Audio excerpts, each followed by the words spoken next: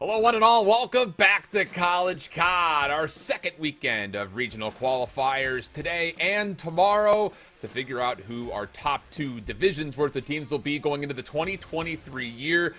This is my most exciting part of the year. Getting College COD back on the air is always a very nostalgic and very fun time for the next handful of months. My whole chip with me, I've got Cash, Amber, looking good in the orange cardigan today. How are you feeling? I appreciate it. I'm feeling great. Like you said, College COD back in full swing. Now more than ever, we have so much to talk about and dive into, and we're only in this preseason portion as we shake things out. So I'm just so excited to get things underway. It's going to be a fun day. We've got a lot of opening matches in the upper side bracket for these regional qualifiers, which of course brings us to our introduction for the event overall. If you've missed the action through qualifier number one, starting off our College COD season, we're splitting our teams into two separate divisions, very similar to what we had done in years past, but in a little bit of a different way when it comes to kind of getting your season started. So last week, in each region, we were able to kind of set up our Division 1. This weekend is about setting up Division 2 and also determining those that don't qualify who will have to fight through the open brackets that'll be scheduled throughout the entirety of this year. But more on that and more of a quick breakdown as far as what the season structure looks like. Well, you've got a really sexy voice to read you through the rest of how this format goes. Welcome to CCL 2023, where College COD is back for its fifth season.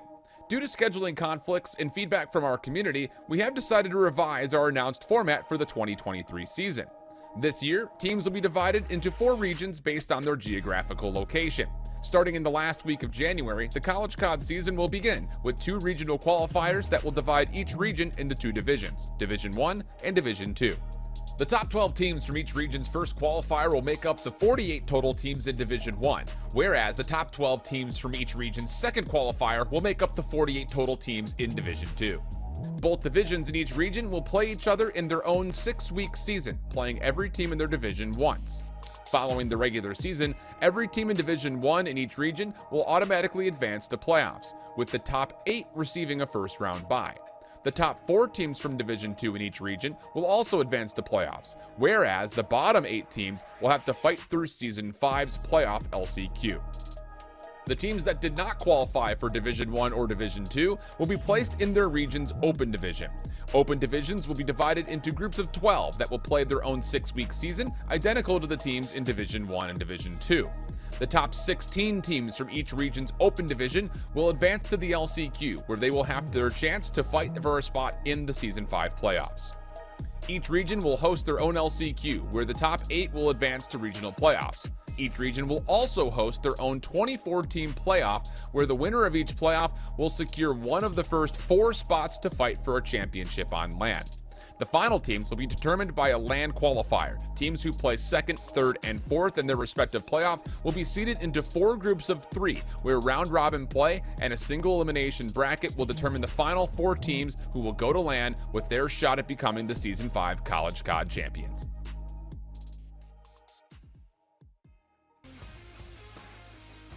That, but as you kind of saw and heard, it's all about what's happening here in this second qualifier. On the line for the entire season, though, Cash, is cash. $40,000 is up for grabs in total. 16 grand going to the team that ends up being our Season 5 champion.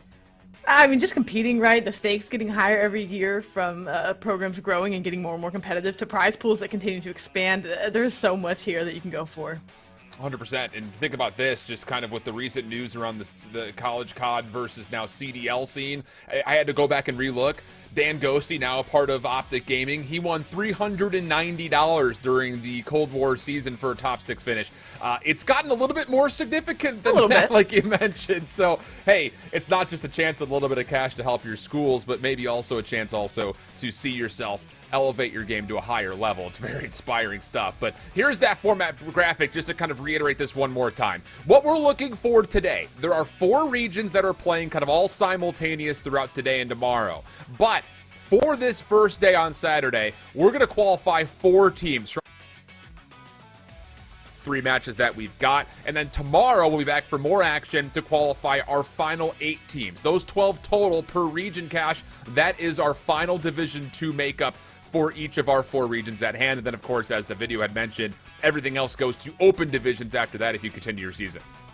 It's going to be a great look at these teams and who's kind of got an early leg up on the competition and really wants to give themselves the best shot at proving their stay and proving their keep, right? Of the hundreds of teams that compete, you want to try to make a name for yourself, well, sooner than later if you can, and definitely getting into one of these two divisions is a great way to start. 100% the case. It's going to be a really exciting 2 days. I don't just say that because it's easy to say. I say that because I absolutely mean that. But it wouldn't be possible without the love and support of our sponsors. America's Navy's back with us once again. This is the most highly skilled, technologically advanced military force in the world, period. And not just is this an opportunity to kind of flex your military muscles, but the Navy actually offers more than 60 career fields in leading edge areas, including things like nuclear engineering, special warfare, cryptology, information systems, and healthcare. So if you're looking to possibly get enlisted and kind of create a new career path for you, well, hey, there are fields that are available by America's Navy that are not necessarily widely associated with the Navy itself. This also includes things like music, journalism, culinary arts, marketing, law enforcement, and of course, even esports. So make sure you check everything out, not just with America's Navy, but also with the Goats and Glory. Also, you kind of see it there. Big shout outs for Fandom for also getting involved again for another season of College COD action. Exciting things. But as we continue to kind of divulge away from the format, the prizes, all of these things, last weekend, Cash, we did go through our first qualifier, so we've cemented our top 12 teams for each of the 4 regions already, and this is how we can label of the early cream of the crop, I think, is as you put it best. It definitely is, and an interesting thing to note already from the teams. We'll get to look at each region here and the 12 teams that qualified from each respective region, but just to give an overview statement, all 8 teams that qualified for last year's LAN have already qualified for Division 1, so maybe something that, you expect, but also something that, isn't always the case, right? Maybe one team can slip and falter, not the case here early on. Yeah, I mean, just kind of, we always do this where we look back at years previous. Does that build a metric towards the year current? Not necessarily always the case, because obviously you have things like graduations or players that opt to do other things with their schooling. But for the most part, this top level of the West region is pretty familiar by name. Whether you've been watching as recently as last year, or if you would even go back to Cold War, a lot of those schools have kind of been a dominant force throughout the Texas and Southwest areas, including now some extra schools in the California area. Of course, that's just the West region, though. We've got 3 other regions to take a look at as we make our way in towards the Midwest region here. A couple of new names that have popped up. Of course, I think the alma mater, so to speak. I mean, Ghosty's still going to Illinois, but he did play in the Cold War year for the Illini Orange team. They're back in the mix for the Midwest for Division 1. And of course, that ever so powerful Ottawa Esports School is back. And Northwood, who had a little bit of a tough time getting through their qualifier bracket, still ended up finding their way in Division 1 by qualifying through the lower bracket. I was going to say Northwood, the only team of, again, referencing the 8 that qualified for LAN, that didn't qualify in undefeated fashion. So did falter, did take a little bit of a slip up there. Still found their way in, of course, but I'm looking at St. Clair, too, specifically from the Midwest. This team, I've seen them play already on this title, and boy, they definitely look dangerous. And, in other leagues and other variations, they've lost to Northwood in a grand final setting. I think they're gunning for the throne this year in any way they can. It's always, I think we could say it like, this might be the first year that we're coming in from day one saying St. Clair is going to be a force. The last couple of years, they've kind of snuck their way in, either qualifying out of Division 2 or lower divisions, and then becoming a force by the end of the year, but not the case this time around for the Saints. Moving on to our last 2 regions, though, to see who else had made their way through qualification. Number 1, the Northeast region, which often comes with a lot of superb gun skill. We're getting that once again. Rutgers, who's had a storied program in the CCL history, right back in the mix, but Fisher Esports, who's going to be probably, I would say, the team with the target on their back. Oh, yeah. They're, again, I think just the team overall that you're looking at to be a potential major favorite for the CCL. But Cash, you've got some history here. One of your fan favorites, and maybe a little bit of bias. They've been able to qualify. Tell me more about Ohio. Definitely. So for Bobcat Esports, my senior semester, I worked alongside Bobcat Esports and with their esports team. In capacity, I was elected president of the Call of Duty team while it was in this very much infancy and foundation stages. So to see them finally have a squad put together, their first go at it, they qualify for D1. I couldn't be more excited for my alma mater and to follow these guys and see how they compete all year. It's going to be a really fun region, that much is for sure. Had to throw subtle shade at Akron because I'm sure Brogan's watching. Sorry, Brogan, we love you, but got to beam on you a little bit. And then our final region down in the South. This is largely a group that ends up being dominated by schools out of Florida, but not necessarily the full case this time around. How about Mars Hill Esports? I mean, I don't know a ton about what has all gone down with Mars Hill, but I remember talking with Jamie Megatron. He's like, dude, I'm having a hard time finding players. And then for them to come out and do really well in their opening set of days, that's encouraging. They also did well at the Charlotte Land not too long ago, so fun to see Mars Hill, a new school to the CCL, getting into D1 right off the rip. But you also have teams like Concord that have been a long history in college COD, Full Sail, Alabama, UCF, and UT Chattanooga making a return for a second great year. They're mixed up with a couple of maybe newer names in formidability, not in regularity to the CCL, looking particularly at JMU and High Point Esports. And of course, well, there hasn't been a single conversation about College COD without talking about the University of North America. So this Southeast region, I think, is going to be a really interesting one to keep our eyes on as well. It's absolutely going to treat us for some of those exciting COD. I think all 4 of these regions, as we hit on, several teams from each of them who to keep our eyes out for. I think to sum it up in one sentence, there's too many to keep your eyes out for. There are too many potential threats going into. This is just the D1 portion of it, right? We still have this Division 2 that we're sorting today, and we still have the open qualifiers as well. So many Cinderella stories that'll happen. So many, new teams, new kids on the block that are going to find a way to make their program an early name for themselves if it's, their first establishment of a program. So I'm just really excited to get all of it underway. I know we say that a lot of how excited we are for the action, but genuinely each year College COD continues to just blow everything out of the water with competition to, well, the formatting and the layout we get here from pricing. All of it's a great time.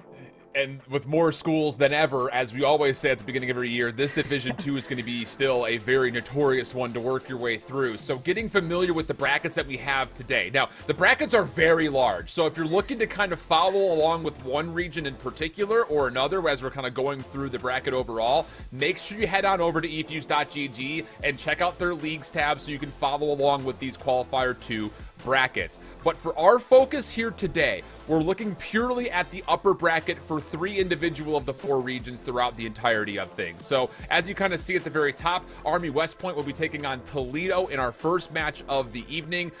This is an interesting one. We're not going to spend a ton of time right now necessarily kind of breaking down this kind of overall setup. We'll have time to do that here in a moment, but this Northeast region is still looking pretty treacherous when it comes to this qualifier number 2, Cash. Yeah, there's no easy route for these teams to take, right? Even though we have our, cream of the crop squads figured out, if that's what you want to call it. Like you said, there's still so many schools here that are going to make deep runs this season, not only in their respective divisions, but just throughout this season and tournament play as a whole. So many teams, no easy route, and every map's going to be important. 100% the case. So with that in mind, we are getting really darn close to dropping into our first overall matchup, but I believe we need to send things over just to a brief intermission. But when we come back, it's all about Army Esports and Toledo COD. One of the first times we'll ever see Toledo COD grace us on the College COD stream. It'll be an interesting introduction for them with a tough opponent on the other side. We'll set up the maps, the modes, and get ourselves into the action when we come back after this short break. Don't go anywhere. Welcome back, all you crazy COD fanatics. We're getting ready to go for match number 1. I'm Michael Chip, with me still Cash, looking fresh and clean. But we've got, hey, a big matchup right here, and now we can actually dig on into some of the history for these 2 squads and what were, well, not really great results for either squad in their first qualifier. Army West Point taking on Toledo COD. Cash, give me the early thoughts. Hit me with it. Yeah, for Army, of course, it was an unlucky spell, right? You get double first rounded, and you're just trying to kind of get a resense of getting your legs under you here in this one. And you want to make sure you qualify for Division 2. If you missed out on Division 1, they're definitely trying to come out with a better performance here. And again, starting off with this first round win would be, well, a better start than they had in the Division 1 qualifiers. As we said, it doesn't get easier for them at all being just in Division 2.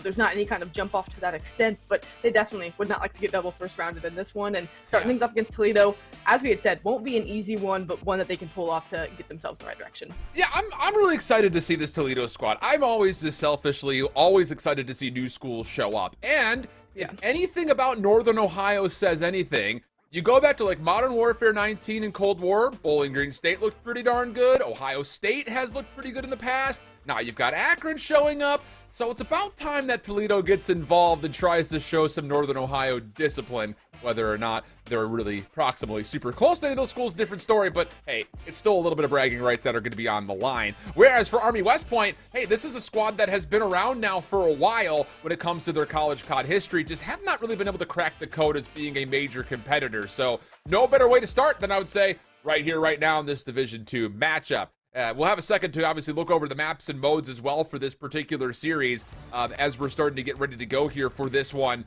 And I don't know, it's just one of those things that there's not going to be a lot for us to pull off of as like hey, look at these maps. Like, it's going to be good for this school or another, because the sample size of these guys have been minimal, and we have not really seen them on broadcast at all. But regardless of that, here is a look at our map series layout. A lot of hotel in the first three, mixed up with a Mercado Search and Destroy.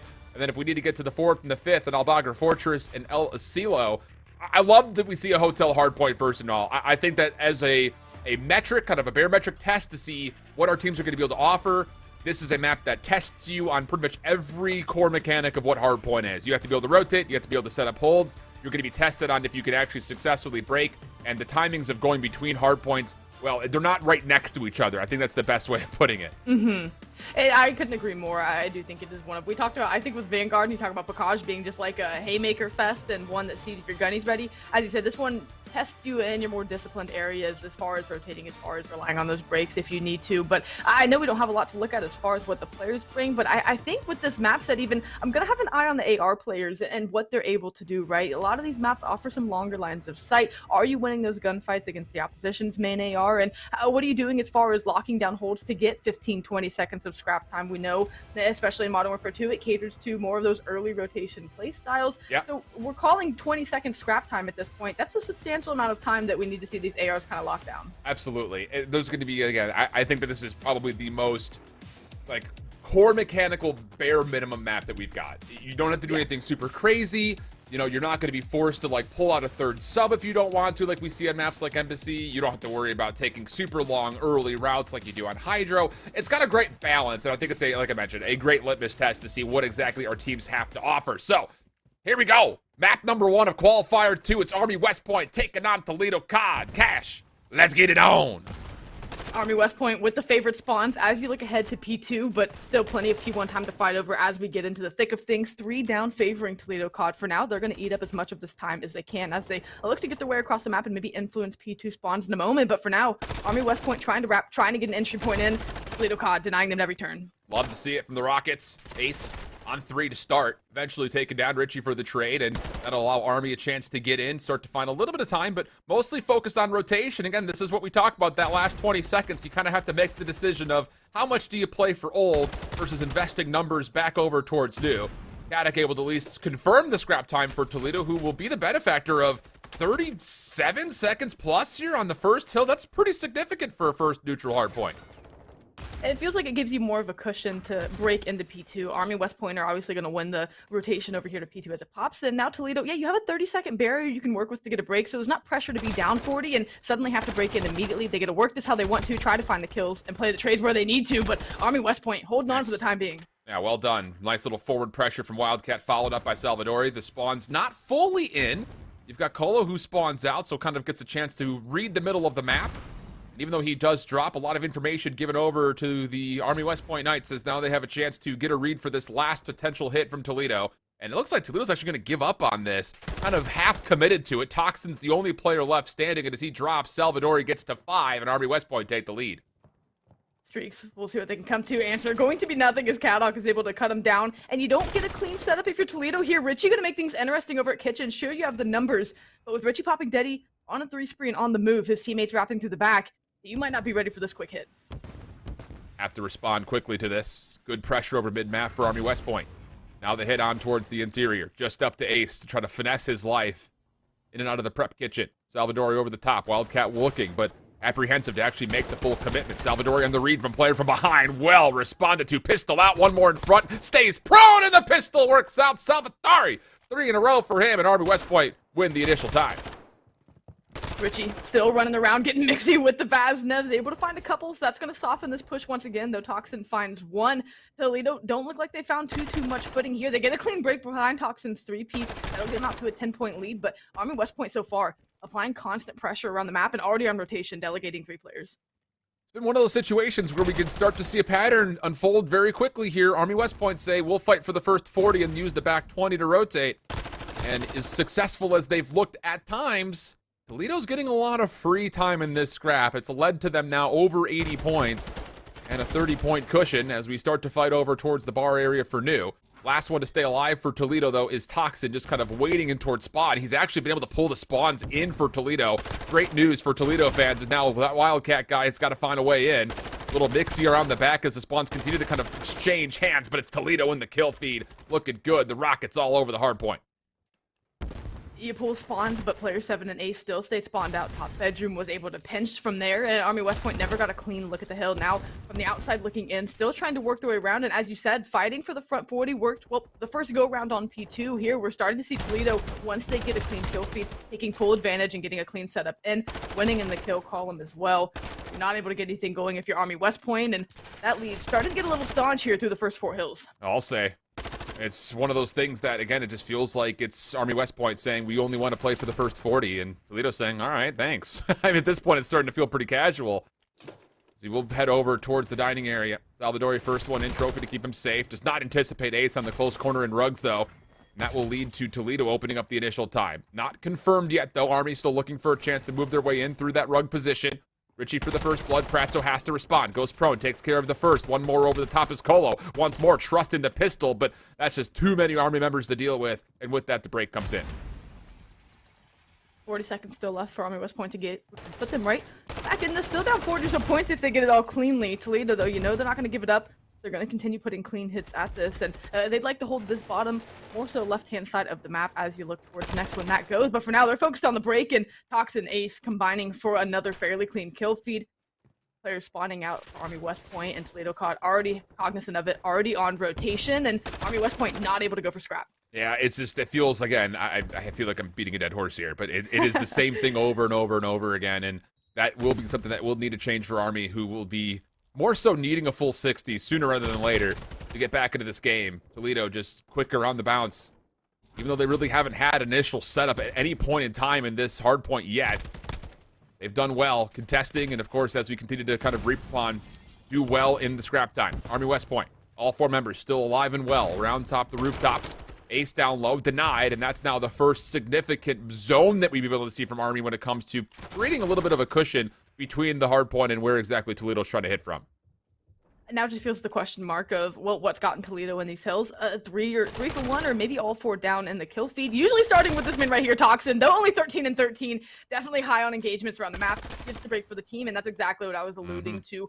Toledo COD behind big plays have been able to get 25 or more seconds, and that's only continuing to stretch their lead as Army have not had a full 60 in quite some time. Toledo COD inching their way ever closer towards the 200-point mark, and inevitably 250 if they can get there. Army West Point, they need to make a stand as these rotations kick back off. 100%. I think at best we could say that they've, done 30-30 splits? We really haven't seen a hard point yet, where Army's been able to pull 40+. And as we get towards the later stages of this first map, that will become a requirement. Wildcat up top, who nearly takes care of Toxin for what would have been 3 in a row. Toxin keeps things relatively neutral for now. Army with numbers, a chance to get into the hill. Salvadori once again reinforcing with the trophy. Pratso nearby over towards the archways. May try to get a contest over, and there's a lot of Toledo members that are kind of solo peeking. How about it? A 4-man feed comes through, and now the question is, does Army get a read on where Toledo are spawning? They spawned in 3 out of 4 corners of the map, so heads on a swivel here for you if you're Army West Point. They're still prioritizing this time. They know how important it is for them. Not only do they need, well, as close to a full 60s they can get on P1, which they're doing a darn good job of for now. They also have to win the rotation to P2. Richie's able to do that in the back and stay alive. His teammates also garnering the last bit of scrap time, but this next hill is going to be very telling of how the rest of this game goes for him. Hard agree, but as far as job done is concerned, that is a great first step from Army West Point, and you've got 4 members who are still holding on to 4 kill streaks. So potential of earning some late streaks is also in the picture. Richie on 5, Wildcat on 4. Army started to reap in the kill feed. Toledo spawning just to the north side over towards the dining area and that shop's entryway through Chandelier. Salvadori, this stun should be able to connect onto at least one, but actually does not quite get the corner. Not sure if the nades have landed either, but Richie taking the mantle will give the information to his squad mates that the hit, yes, it is coming from Chandelier. Salvadori tested, and it's responded to beautifully, and how about it? Army West Point have been flawless through now a hard point and a half, and they're right back in the game. Wildcat guy also able to collect streaks. That could be huge breaking. Not maybe kitchen, but you start to look at P4. If you can stretch it that far, would definitely be something that would aid you there. Regardless, time very much going the way of Army West Point. They needed the good response as hills popped, and well, these 2 hills nearly flawless, as you had said. Toledo going to not have a tight setup, but at least with numbers on rotation to P3. These transition gunfights are going to be big for Army West Point, so they don't have to keep hiking across the map. And you do have the opportunity here if you want, with Wildcat earning a streak, to possibly call it in. Richie's actually earned his as well, so this is actually a really smart play. Drop in the cruise missile, clear out the back, and then hopefully Richie can just kind of follow up and take the long angle away. That should at least block spawns. Unfortunately, as the cruise missile's called in, though, the only thing it connects with is with a teammate. So while all this is kind of unfolding, Toledo's still been in the hill, accruing a lot of time, over the 215-point mark. Here come Army for the break attempt, have to have it. Toxin on the way back to reinforce. From the side of Freezer, gets one, runs out of ammunition, and can't quite get the weapon swap off. And with that, Army will secure the break for now. They can hold on to the rest of this. It should be a tied game, if not a slight lead change in this one. So despite catastrophe, Army West Point are able to hold on, collect themselves, and get the break. Now lining the kills up, holding their pre-aims, a foot race ensuing for P4. Outnumbered across the map. Toledo know what they have to do. They need a big response here because suddenly we've got a game. We sure do. But it is once more Toledo set up first. A lot of focus towards lobby, but you see the spawn for number 8. Cadix spawns all the way out. Army using his streak to possibly try to clear up the front. Richie on the way in. Should see one for free right below him, and yep, that's indeed the case. Now a chance to kind of just finesse the heady, trying to keep his life for as long as possible while Colo gets into the mix. Toledo a little bit lost on where these gunfights are even occurring at the moment. Cadix is still nearby, and he's done well to take down 2. How about 3? No one secures the trade, so now we go to a neutral hard point, 223 to 219. Wildcat on another spree, this time on 4. Fifth is around the corner, gets in for the contest, and we have a dead tight game, but Wildcat on the killing spree allows Army in. Both teams can still win it here, but you can test for long enough, and we'll be seeing a P5 as we head back over to Restaurant. For now, Toledo COD still in once again. They're not going to be able to win it here. Neither will Army West Point at this point in the game. You see player 7, player 3 fighting it out in kitchen. Wildcat not ready with the snap. 3 for 1 in the feed. Toledo COD have numbers. No clean setup afforded. Army West Point spawning close. It all comes down to this. Have to have this break before the hard point opens up. It's Toledo COD who's going to be just a marginal couple of seconds away from a win. Army will have numbers here on rotation. Hard point will open up. Caddick, first blood in towards Ruggs, comes through. Now it's just got to be, can anyone even touch this in time at all? Army just a little too slow. Maybe we need a logistics major somewhere out there because they're just a couple of seconds late to the action, and that will be enough for Toledo to secure the map. Feels like such an underwhelming ending to how much Army West Point had made that a game, right? That, as you had said, just a bit too slow, a couple steps behind. You said they needed to be there as a hill pop. They weren't quite able to win those gunfights, though they battled back. Ends up being all for naught. Toledo COD hold them off here in map 1. And a big bounce back. Kind of hesitated to mention it. Colo had a slow start. Still only finished, I think, 20 or 25. I saw the right at the end. So big bounce back, and maybe one of the reasons that Army was able to put together that long stretch of collective hills and mostly just collected time between our first and second hard points back to back, getting it back into the game. But I think we always kind of look at it at any level of COD. We always say it. Day late and dollar short, right? I mean, they find themselves down roughly 80 plus points in the middle of that second rotation, and when you start to get to the late stages of any hard point in this current game, it's difficult to put together hill after hill after hill and really avalanche the map into your way. So good for Toledo COD to kind of build up that lead early and kind of identify that they're going to get some early scrap time to their name for free, and then past that, just a little bit more discipline on their holds as we got to the final stretches. As far as slaying goes, I mean, it was about 50-50. Caddick actually is the only player for Toledo COD going positive, so interesting to note there, but also just as interesting to point out that I'll give Ace the 60 seconds, basically everyone with a minute or more on the hill, so everyone willing to do the dirty work, willing to get in and get the job done for the team. As it comes down to a 24-point game, they were willing to go deep and get it done for themselves, and again, great job out of them. They were trading well, winning the kill feed initially, and I think trades were a big part of that as well. Why West Point were able to get back in it. Toledo slowed down in their ability to trade around the map, but as you said, those hills start to compound when you're down 80, 90 or more points. It's harder and harder to respond with full holds, especially in this game, especially on a map like Hotel, where you're afforded no free rotation. Oh no, not at all. Again, it's just because the way I like to call it is like, imagine how you used to draw stars in elementary school. You kind of like do the cross pattern across the corners. Like that's kind of how the hard points are formed, where like you're not just going left to right or north to south. Like you have to cross almost the entire map at certain moments in time, and yeah, those rotations can be very punishing, and we see very regularly the spawns kind of be a subject of that, depending on how the kills go on those rotational moments. So a couple of things in there that hey, we've learned now. For Toledo, opting to just afford themselves free scrap time means that they're never really getting initial setups, and as we got deeper and deeper into that map, when they were the first team on their initial setups, not the most convincing holds. We're on the other side, maybe Army West Point thinking a little bit too far ahead of time and not taking enough time to focus on how much time was still available to them after they were successful on their initial hold. So some things to kind of look forward to if we do see a map number 4, but our conversation must change, Cash. I know that you and I could probably go back and forth forever, but we've got Mercado, Search, and Destroy. There is no mixier search in Call of Duty history in my mind than this map right here. And I have a love-hate with this map on S&D. At times, it can, have some really evolved strategy, some really heads-up high IQ plays, especially in clutch situations, maybe wrapping a bomb, double wrapping. We've seen so many things, but sometimes it can also play, though mixy, it can feel stagnant in the play style. Sometimes it's just all 8 players rushing to the A bomb site, and you throw your nades and tags and see who's left standing after the dust settles. So at times it can be an interesting one to unfold if you lack in those mid-round adjustments. I think that's where teams struggle the most. But it is one where for sure there's going to be lots of tac use, lots of long-range gunfights in that mid-range portion, trying to hold down that mid-map for the A bomb site. And yeah, we'll see who has the better strategy. I think Mercado S&D exploits that a lot for teams after that after those initial gunfights go down.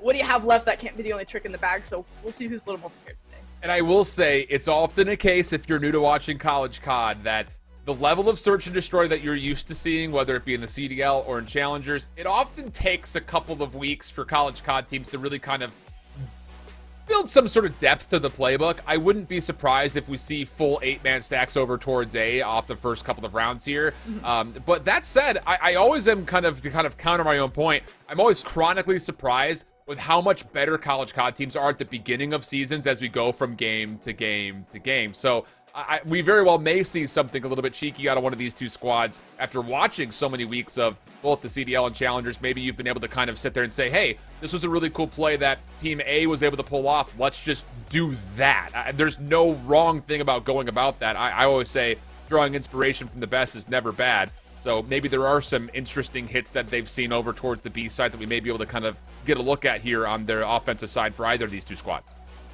Absolutely, and I think another even angle you can go at about this is, sure, the title's been out for a couple months, but at least as far as these teams starting, this is their first look at live gameplay, right, against their potential opponents. And so, there may be some jitters, there may be some things they're trying to work out that will continue to evolve. So we still are so early on that strategies are nowhere near fully developed, right? We're going to see we could see a completely different Mercado Search and Destroy from now to, you think to May or June and what teams can do. So it's very much in its learning and evolving stage for these squads. And yeah, as you said, maybe for these collegiate teams, you've been watching the pros. What can you pull out? What can you tweak to maybe just hit in an orthodox angle? Maybe sit somewhere where someone could pre-aim and not be expecting. But again, so much to dive into as we look to get into this one soon. Yeah. Be curious. Lots to learn. And again, the thing about it is you kind of look back over the results for both of these two schools in their first opening qualifier. Both teams kind of had trouble getting off the starting gates. I mean, for Toledo, we already talked about Army West Point. They didn't win a map, unfortunately, in their run. But the interesting thing was that both of these two schools did also drop to the same upper bracket matchup. They both lost to Rowan University.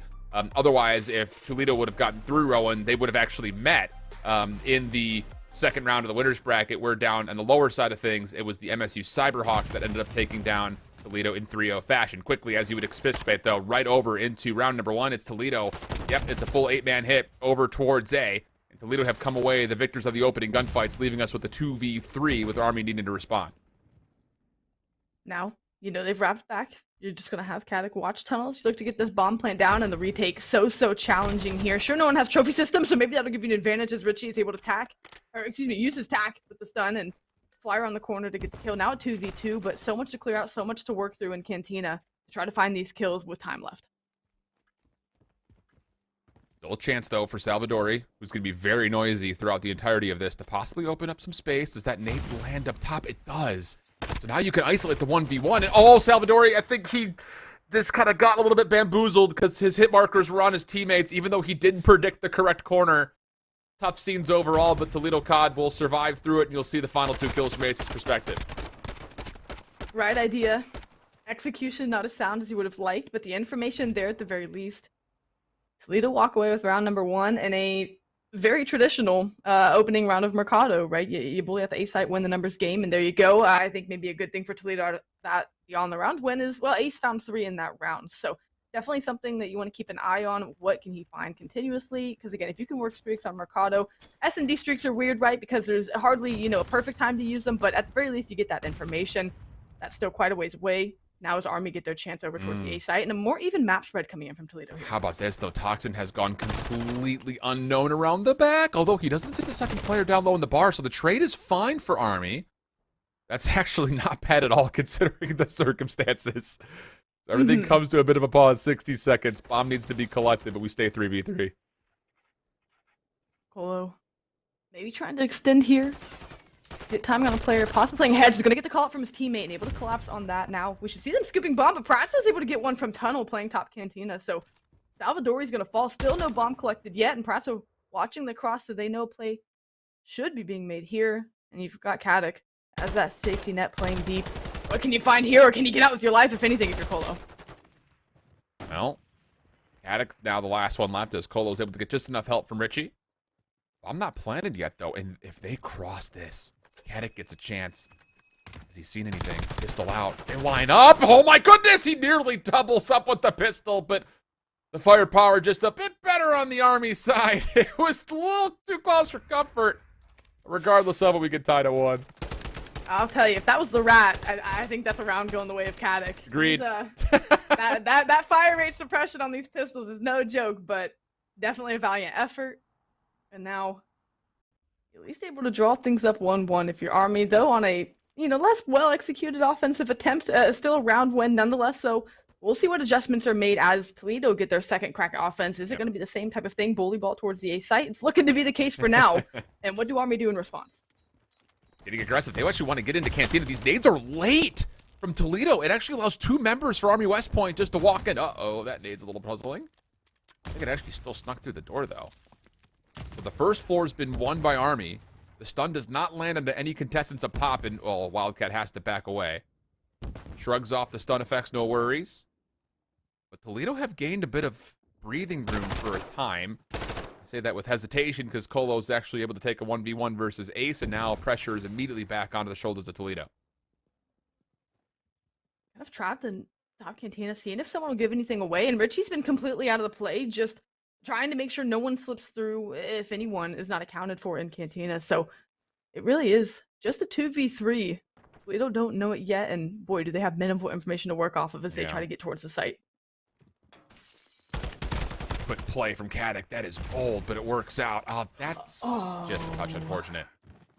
Would have still been hard-pressed to make the 2v3 happen in such limited amount of time left, but it's one of those things like, okay, let's talk about that a little bit more next time before we make this play.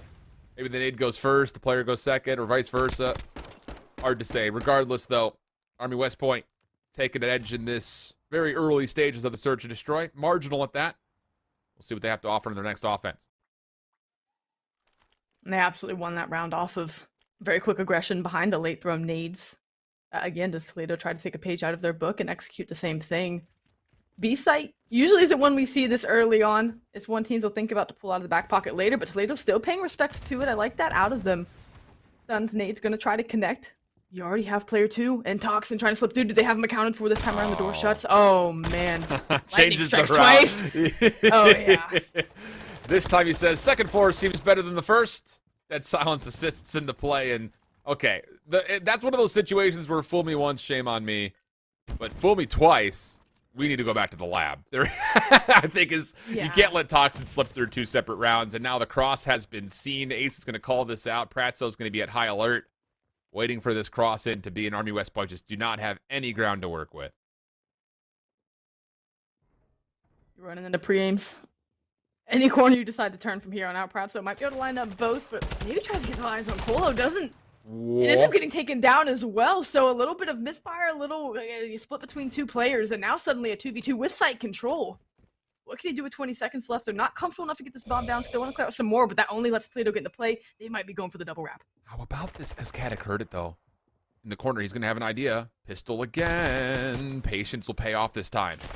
And now he gets an SMG. He gets away. 13 seconds. Do you play for the kill? Do you play for the plant? Caddick on 4 health has to wait for the regen.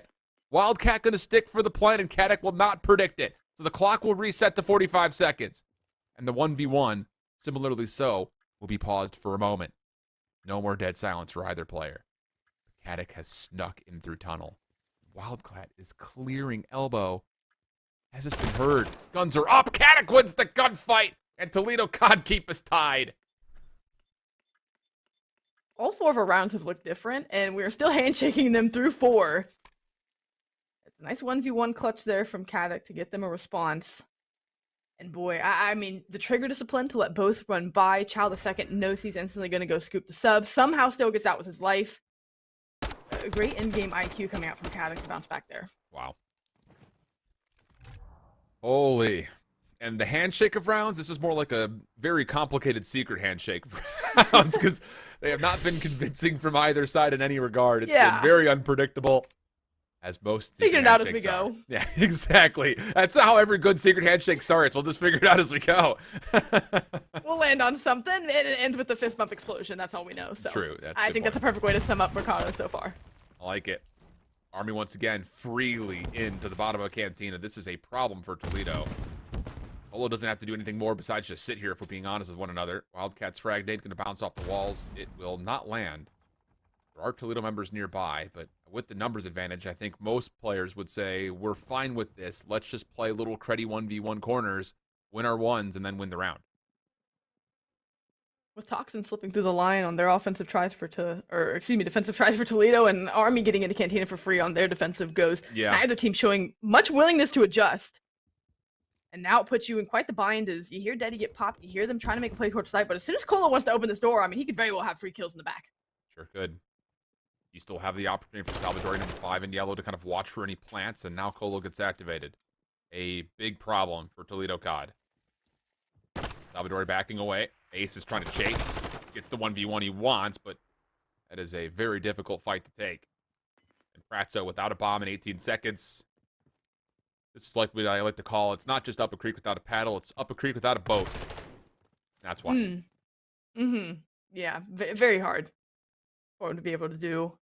I mean, West Point defensively, their aggression not having been countered. And again, we keep posing the question, but until you see teams make adjustment, you still sit puzzled at, do you recognize or do you at least play around the fact Toxin or another player could slip through alley and get in the back door of Cantina, because then that could give you your first, 2 or so round separation here.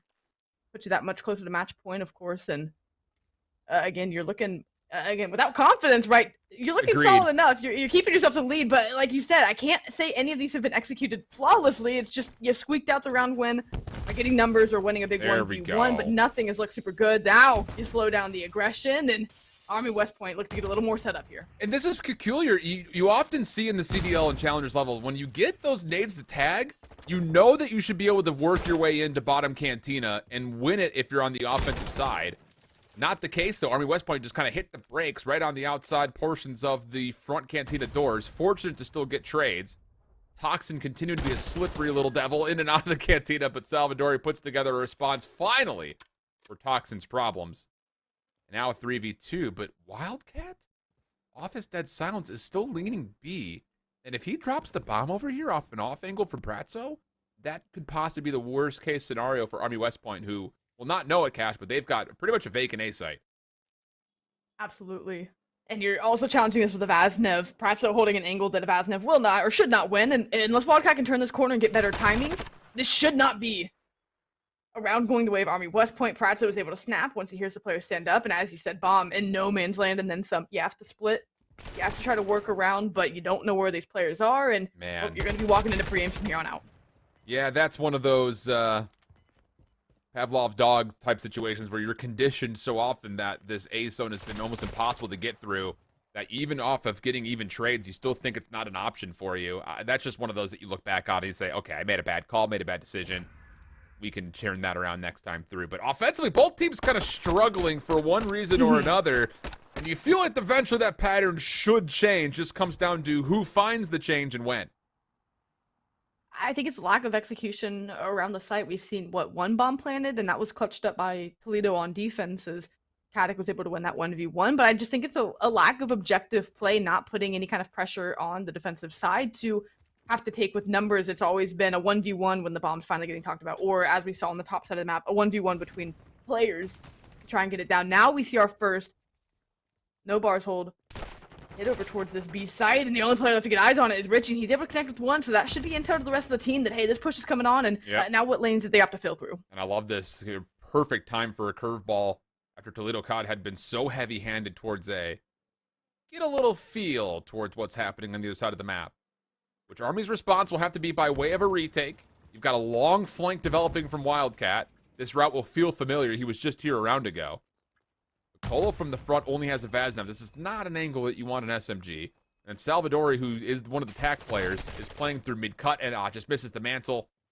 Ace will collect a free kill. Salvadori looking to put together some sort of a trade. And here comes Wildcat Guy. He does predict the corner, but doesn't quite see Pratso hiding in the shadows. And Toledo COD will break up the trends of all defense as they now go 2 in a row, up 4-3. And out of Army West Point, I get they were trying to do a 3-prong attack to maybe hit it from different angles. The timing wasn't poor. I mean, it was 3 1v1s is what it boiled down to, and I just don't know that that was the optimal way to retake the site, especially because they didn't all hit out a lane at the same time, or even their respective lanes at the same time. Sure. You just let Toledo stay stagnant. You let them make the reads of, okay, we got one back alley. Let's have a look secret or dark. And okay, now let's have a look at the flank as well. So a little too one-dimensional out of Army defensively. And as you said, Toledo, they were afforded 2 rounds in a row, an offensive round, and just 2 from closing this one out. This time, how about this? Army West Point getting aggressive down low in Cantina. I like the call. Step on in. See what's going on. Toxin for a long-range trade, but this has got to be one of those situations awareness-wise. Army West Point says, okay, that was an SMG at range. There's no way anyone else is close. Now that Richie's gotten a look at Toxin, that will push back potential extra aggression, forcing Toxin to have to use his dead silence to play deep.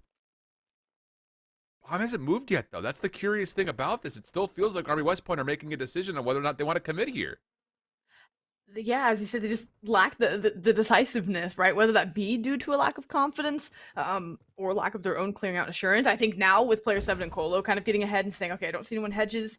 Now they might work towards this, but it's a matter of Toxin. When Toxin wants to strike, when he gets information, I don't think Army West Point will be ready for it, and they're getting chopped down even without that help. Yeah, Wildcat's going to have to stretch this. Or find Ace on an angle where he shoulder checks. Get to push that. Oh, Wildcat backs down. Now he's going to try to plant. Good help from Richie over top. And actually, Toxin's not going to hit the flank. He's going to come through tunnel, and that timing actually allows Wildcat to get the regen and reposition. Ace under threat has to back down. But Toxin has made his way up through tunnel, and once again, it's just these 50-50 chels. It takes a lot to commit to. You look left, you look right. Stun check will not reveal anything. The onus on Toledo COD. Have to go. Good prediction from Ace. Even a couple of shots landing. Toxin following up, but completely mixed and crossed up by the player up top in Army West Point. How about it? We go from all defense to 2 straight offenses for both of our teams. And that's the execution around the bomb side. I was saying objective play maybe needed to dabble in it a little bit more. Here, both teams. Not the cleanest bomb plants, but either way, objective. And the clock start to work against the defense, forces them out of hiding. And they're able to win the round about it. Or excuse me, the round with that. Now both 2 rounds away. A dead even game. As far as kills go, I mean, a quick glance at the scoreboard, all of it's looking kind of the same up and down. No one really having a standout performance, as you were alluding to, with, you know, just the lack of confidence in some of these play calls. And now you get top control again, and it's Army in the bottom, and when do you fight? Okay, Wildcat, first blood, more to come, gets the second. And now Army West Point in a very commanding position, not just on the round, but more importantly, inside of Cantina. And it's going to force some very difficult choices for Toledo COD, where, honestly speaking, I was going to say, you're going to have to kind of force yourself into some tough gunfights, but Pratso stepped right into his own nades, and that will be enough for Army West Point to put themselves on the map. Point just comes down to, can they close it out here on another offense? Runs of 2 rounds at a time, so who knows? Maybe Toledo will bounce back with 2 straight and take it. Or Army, as you said, do they have enough ice to close this one out on an offensive attempt? These rounds have played nearly the exact same, barring the B hit or maybe the one adjustment that was made. It's so strange, as you were calling, that one team likes to take top to Cantina offensively and the other will take bottom on the defensive approach. Army West Point nades over the top, flying forward. Toledo once again sending a body over towards the B site. You get Cantina control, more passive approach out of Toledo to start. But to me, it's the lack of decisiveness in getting over to this A site. And I believe Caddick is sniping from that back alley now in mid position. Yeah, that's definitely a longer weapon than your normal pack. Toxin down low just gets a free challenge, and Toxin for the double right through the cafe tables. One more up top will at least allow the trade for Army West Point, but be careful how you peek this. Caddick is watching every window. Bomb is down as well, and not the worst spot, but one where you're gonna have to pop Deddy and try to make a play. And as you can see, Pratzo creeping closer and closer, clearing out more and more of the map. Army West Point soon. If you don't make a play, you will be trapped in the site. Like a little pensive on trying to chow. Does get a peek. Unfortunate. The hit marker blocked largely by the cinder blocks of the Cantina. Colo actually has a little cheeky angle on towards A, so now we get to a 2v2. Bomb should be collected, no worries. But Pratzo on the flank. Oh, how about that? Colo may get the call that he's 1 HP. Takes the chow. Now we're down to a 1v1, and Colo's going to play through mid.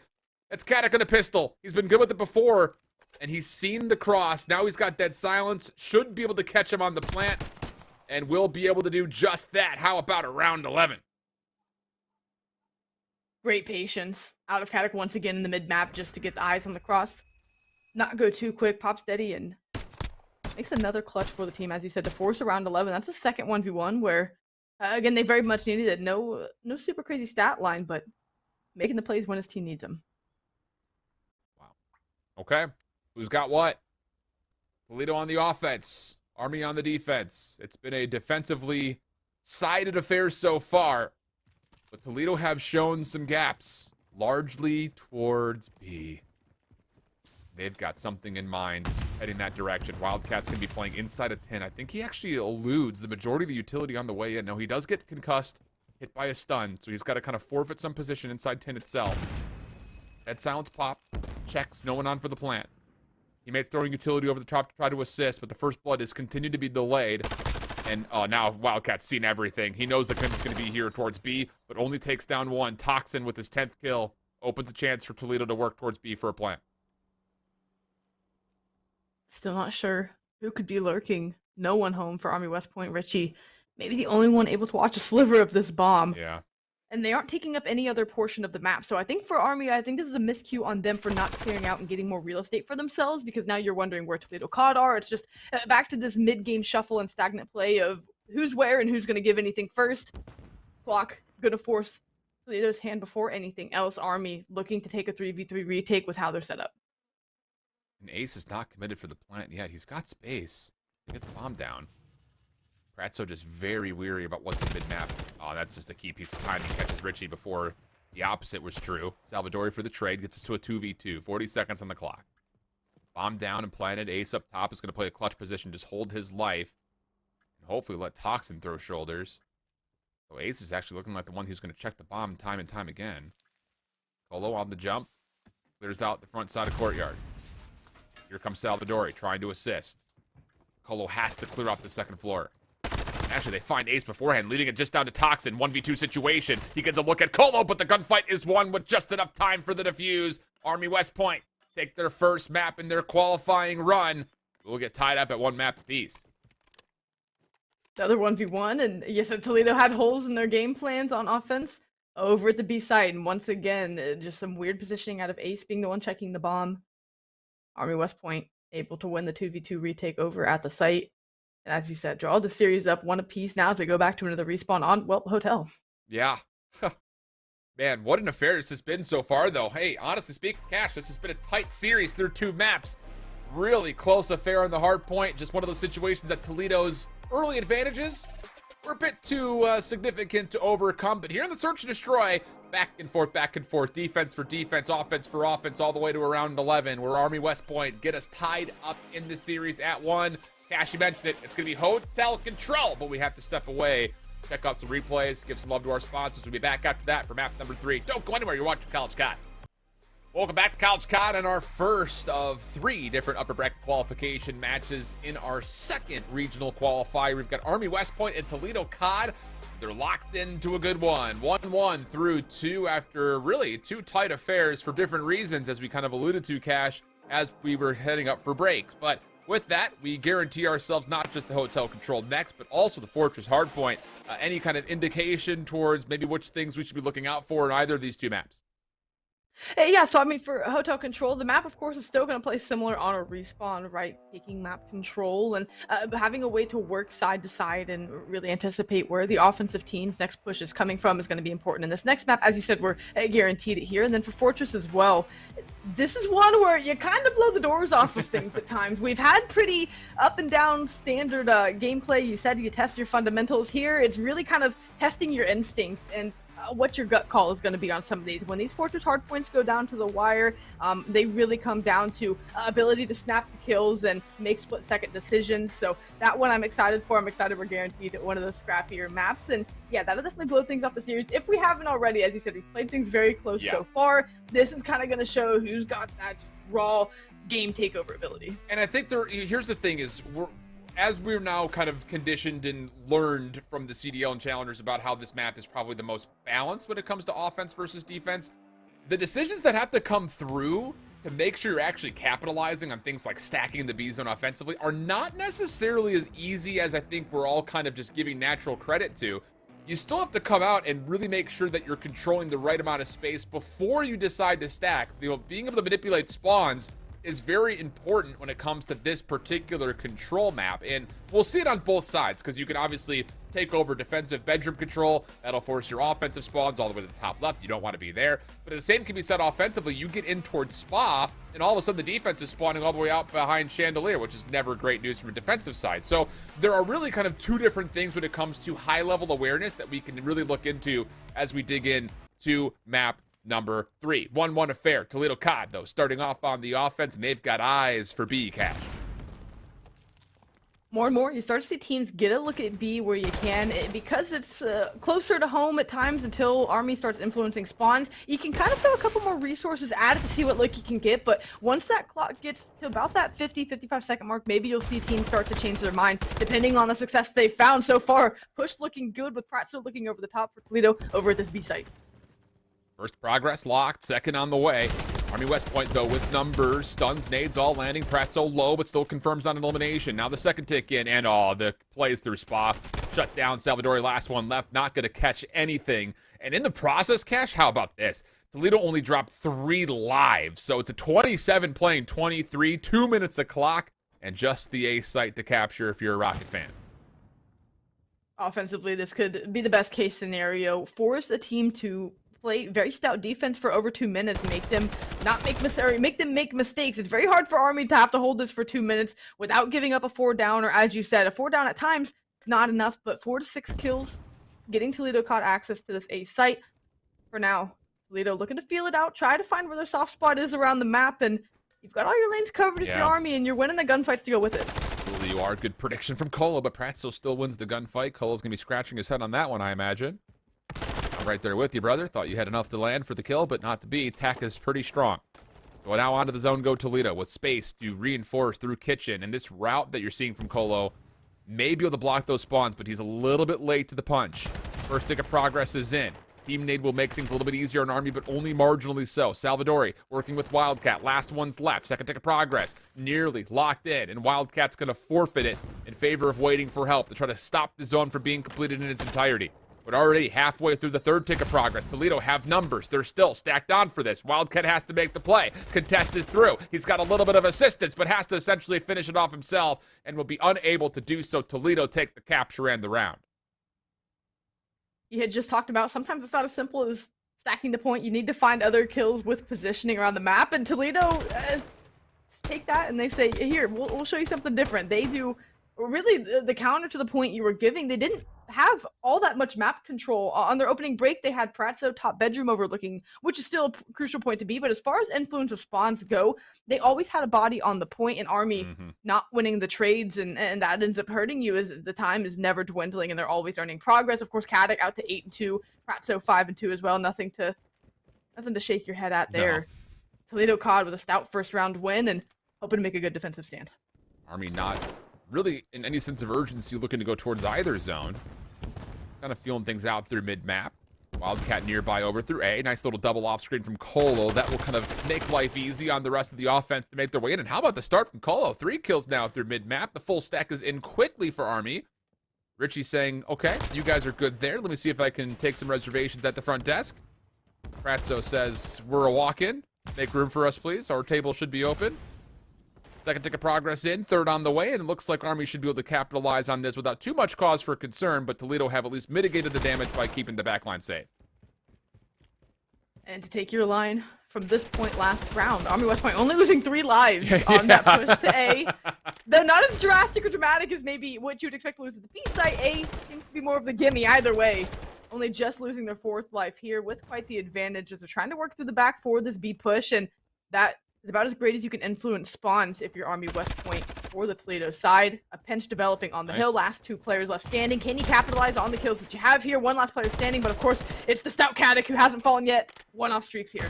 5 in a row. That is bold from Caddick. He gets all 6. Okay, cruise missile earned. 12-2 start. What an unbelievable defensive play, essentially confirming the full 1v4. So now Ace is in the mid-map through couches. He'll be stunned. Good prediction from Army, but they don't actually get the double chout through. It's Ace who lines them up. Maybe a bit tucked into the corner more so than Army anticipated. And that all of a sudden flips the life lead back to Toledo's defense. And look who gets to run around Bedroom and cause havoc. You see Toxin's arrow flying around, trying to shoot players in the side or any which way. If his teammates don't get him first, he's there for the cleanup, able to get to another as well. Toledo COD get to play the style of COD that I would say through the first couple maps we've seen them be accustomed to, right? They want to fly around frantic, just like in the hard point. You want to get Toxin activated, especially the routes he's taking in Search and Destroy. That's what they're doing here. Army West Point, you cannot start single channeling these lanes. You need to still coordinate as a team. Enough time left for some, enough lives left for some pushes. That time, they're starting to be eaten away. Yeah, I was about to say the clock is starting to become a little bit under threat, considering that Army just do not have a lot of ground to work with here. Some space gained, though, through mid. Plus, you've got Colo on the zone stopping the clock, so this is kind of winning the war on 2 fronts, so to speak. Colo down low, okay, takes 1 for free, and now it's down to the last 2 defenders kind of on the site here for Toledo. Colo still wrecking things up, 5 in a row for him. Predicting someone up top towards Bedroom, doesn't need to have that prediction, though, because everything's going to have to come from the front, and Toledo are just getting picked apart one by one. Colo's still alive on the killing spree. Finally, the challenge comes through, and Pratso takes care of the potential cruise missile, but a lot of damage still has been done here. Chance for Army to get back on. Second tick of progress is quickly in as 2 members are stacked. Stuns, nades, all coming through. Richie over to the backside of the desk. Not going to be able to do too much. And the contest is going to be there. Colo doesn't get to the Wildcat around the back. He just has to take these last 2 single-handedly. The first one collected. Not going to win the last 1v1. 5v5 situation. But it's down to the last 6 seconds. Ace off the regen. Opposite side of the cushions from Colo. Shot still coming through, back and forth. Pinch rip goes to kill feed. Gotta stay on the zone. It's just down to 1 on the other side. Toxin for a 1v3. The clock may be his biggest ally, though, and as he makes his step forward, he's denied any entry. And Army respond with their offense of their own. Very back and forth at the tail end of things. I like the investment of the streak. You earn it and you call it in. Knowing how important these offensive rounds can be, Colo invests it wisely. They get the round win there by, well, taking it out at the tail end of things. Now we're drawn up. Hey, once again, 1-1, right? If there's one thing these teams know how to do, it's play these maps in modes 50-50. Sure feels that way for one reason or another. Boy, this has been an exciting first round matchup for Qualifier 2s. Okay. Caddick, the rest of Toledo. Once again, designs towards B early. Caddick making sure no one plays over through Brickside. First blood good for Toxin, who's had a slow start so far, but don't expect that to hold. Army still resilient from the backline, though. Find the kills needed to make sure Toledo cannot stay on this point itself. And as Pratso kind of is just sitting here minding the Bedroom, really not much of a second effort for Toledo towards B, so off spawn, they'll start to head over towards the dining room. Big victory for Army West Point to not give up the same push twice. Now they get to clear out this map, take some real estate, and try to find some kills to get back towards A. Toledo COD not going to make it easy. You still have Richie through the back that could be a threat through Freezer. We'll see what we can find, but the rest of the team, with how quickly the progress bar is getting crude, they're going to give it up here, but a couple kills might make them second guess that and work back over Richie for the third, and suddenly we've got ourselves a hold. 1 HP is all that he needed. We have a big hold indeed. Army West Point now stretching into kitchen with defenders in front of the B side as well. Toledo COD have so many problems to work through. Not all that great. Richie. Oh, how about the transfer from Richie? Nice little double once again denies Toledo any entry offensively. Wildcat just behind him, has Toxin in front. The nade does not fully land, but Toxin cannot get onto the zone, so the clock continues to tick away. 1v1 for the point. One by Wildcat, and Toledo are left to have to try to stack onto B. Fortunately, they have slipped the line, but Salvadori, when he wants to connect, he should be able to. Never mind Pratzo, cutting him down. All of your players here. How quickly can Army wrap back, and how quickly can he get this stack on? Toledo COD not comfortable with it, and therefore not earning progress quickly. Army back in the mix. Yep, the kills are coming through. Pratzo Toxin still working for the B zone. First pick did get locked in. Now progress happening towards the second. Colo at range. He's had an incredible map number 3. But does not single-handedly win the defense. Caddick, the last maybe opportunity to keep this clock stopped. Maybe even to add an extra 60 to it. And he's gotten through onto a pretty key position with trophies to keep him safe. Great nades behind this. Now the stack can start to come out. Richie through mid-map takes care of one offender of Toledo, but it's still 2 members that are on. This can still be captured very quickly. But behind, he doesn't see the third player, but Wildcat cleans it up. It nearly was the full 60. Contest still in, maybe still a chance, but the depletion creates a little bit of space, meaning that Caddick has to get it done himself, and as he falls, so likely will the chances for Toledo to desperately find an extra 60 seconds, and Army West Point secure our first defense, now up 1. I think that came down to Army winning. You know, you think whenever you get B cleared, how quickly you have to transition back to A. They were able to win both of those sequences of gunfights, and from there, as you said, they got into kitchen. They were able to take away so much of the map, and Toledo not able to, as a team, or with much confidence or deliverance, figure out enough of the map to get comfortable with the time, forcing them to fly out of bedroom, fly to their positioning, and they committed completely towards the B site. Maybe the tougher of 2, but was where they were spawning. Yeah. Not quite given the choice. Now Army sitting at match point to go up 2-1 in the series here. What can they do offensively? What a map from Colo, 24-13. As Army West Point's breakoff is super successful. Through mid, through B, finding success everywhere all at once. 3-man stack. And you can see Toledo, they do not want to give this up, but the trophy system keeps them safe from all the incoming utility. Caddick on the back also concussed and stunned, and the hit is just not here in time. 60 seconds already added, and Army are going to stick around to try to win the gunfights to follow.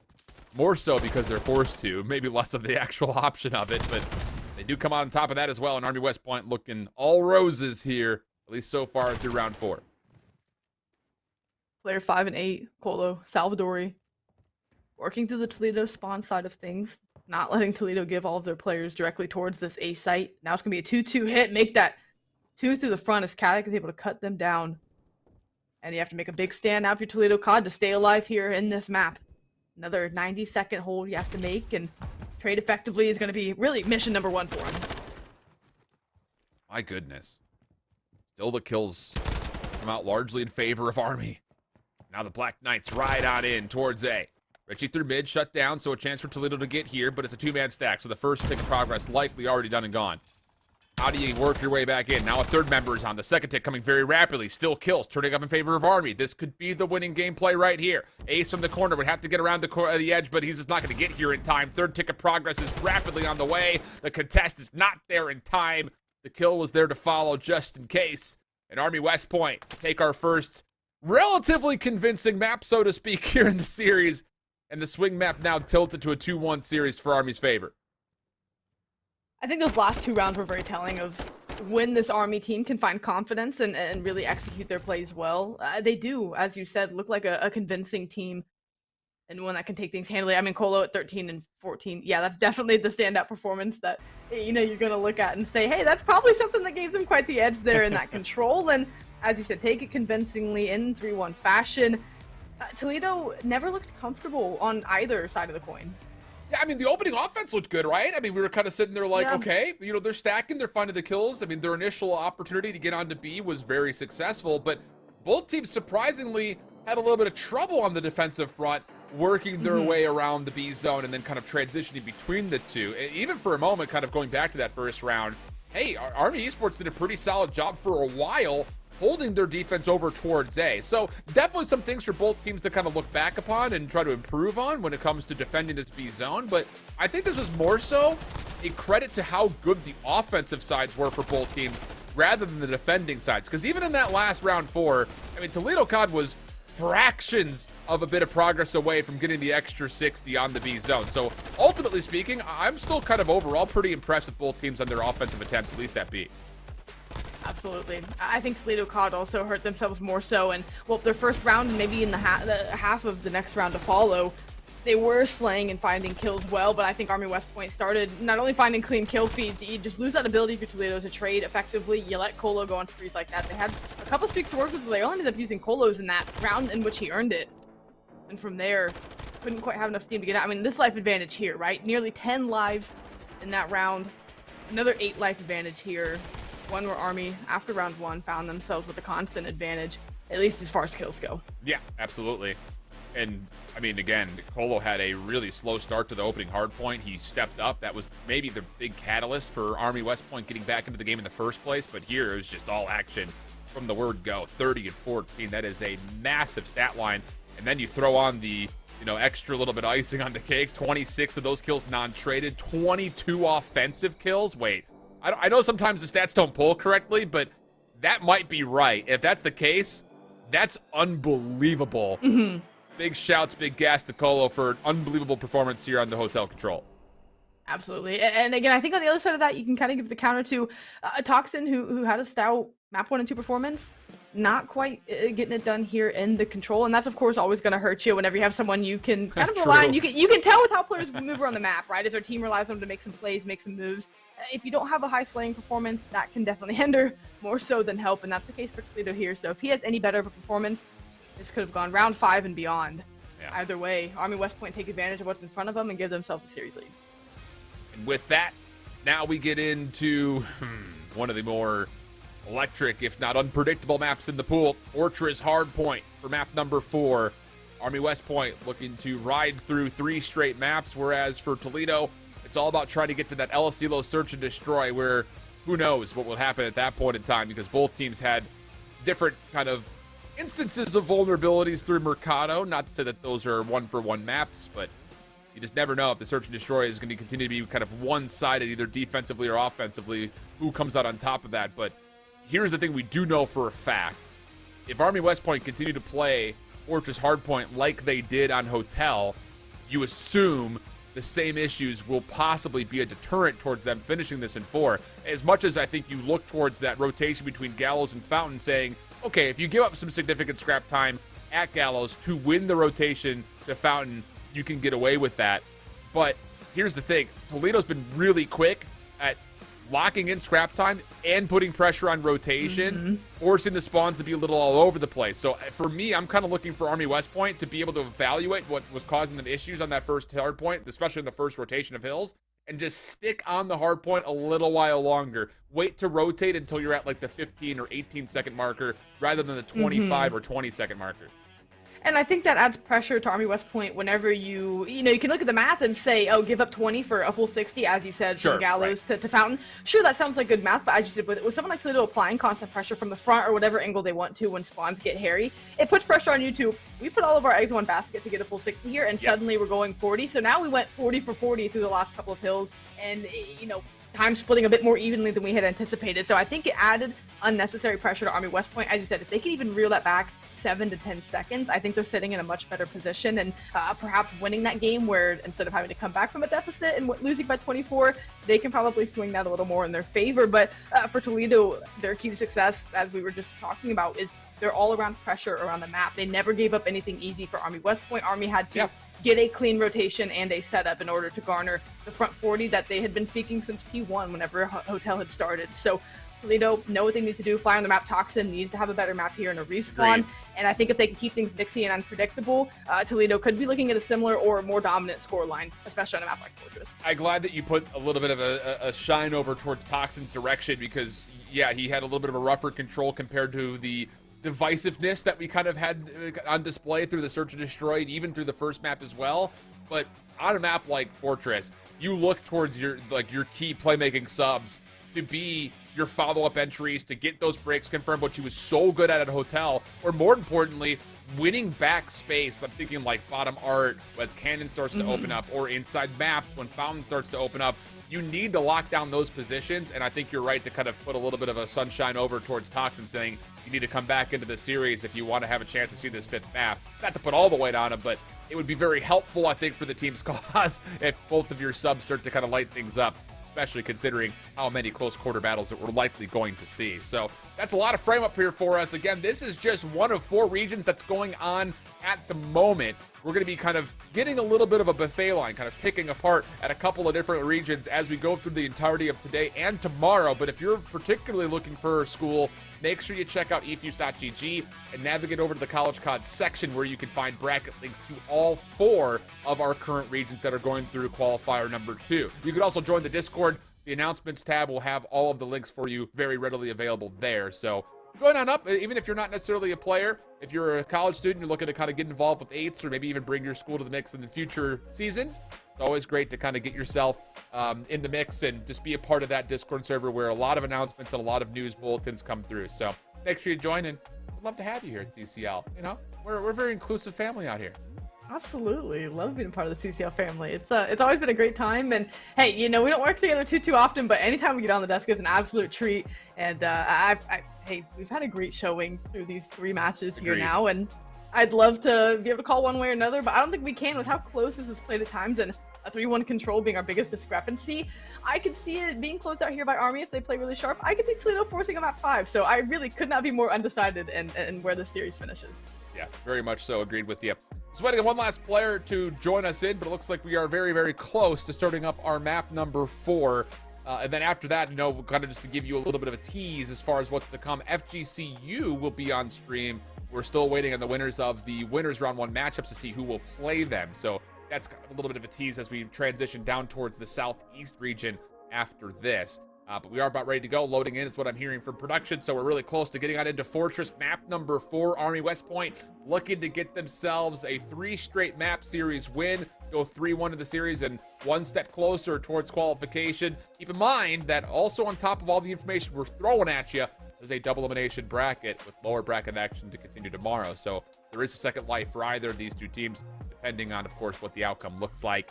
But that's enough of that. Let's get on into what you want to see. Gameplay, action underway. Lead of COD starting off from the P2 side of the map, looking for some mid-map control. And it's Toxin. How about it? Nearly doubles up early. Talk about a little bit of a heat check for him. Especially a counter to Colo in this one. I'm looking at the subs and how well they can get around, as we had alluded to coming into this. And like you said, a good start there, but Colo able to find 2 where Toxin couldn't. And Army West Point with P1 control with numbers for now. You see player 5 in Salvador putting pressure towards P2 just to give Toledo kind of a check in their setup. Ratso able to lock it down, and time still being garnered by Army West Point here. Yeah. Wildcat just trying to hold his life a little while longer, but stunned up. He will drop. Good follow-up nade from Colo. That actually gives Salvador a chance at a 1v1, which the first couple of tags are in, so he wins that very swiftly. And now you take a look at the minimap, and Army West Point have done well to largely hold on to the favored side of the map for the second hard point. I say that with hesitancy because Toxin is doing Toxin things around the back. Ace pinching from the front, and it's actually Toledo in first. Status of the spawn's not convincing yet. They're actually being blocked at the moment. Army West Point funneling through Archway while Toledo COD are spawning down towards Cage side. And it looks like with that formidable play from Army West Point, they will get in for some follow-up time, but the bounce back from Toledo, right there. Back and forth we go early, Cash. More secure hold of spawns as well. Pratso overlooking the back as the AR for this team. Everyone getting mixed around the front, Caddick holding down Statue and trying to inch their way towards P3. They want to make sure that they have pressure and presence over here. Ace might be able to shoot 2 in the back. It is going to be able to connect. And now you have player 2 Toxin spawning up at Fountain. This could be a great swing for Toledo COD here. Agreed. First gunfights coming through. Again, this is that moment, though, where any win from Army West Point is a good win. As you would anticipate that with the second hard point still open, that spawns would push them back to the opposite side of the map. But I love this from Toledo. They're just avoiding all gunfights at all possible moments. Just playing very passive around the back, watching every single alleyway. Trophy down from Wildcat, just trying to make sure the play from the front could be safe, but focus is actually through mid. The gunfight's convincingly won by Toledo for now, but the spawns are not actually going to follow up. Ace spawns out and actually helps out the defense as he gets a natural pinch.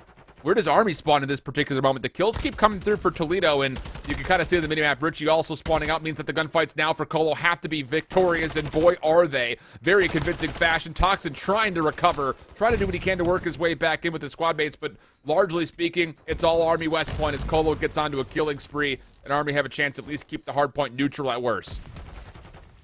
And you're able to get Colo off the map before he's able to earn the cruise missile. Toxin connecting with a great nade.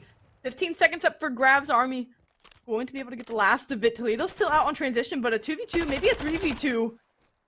Not convincing for either side just yet. Army with numbers and winning the rotational gunfights. Now, one player left, and Ace standing to try to make a stop, make a stand. Not going to be the case. Army West Point, they get the back 10.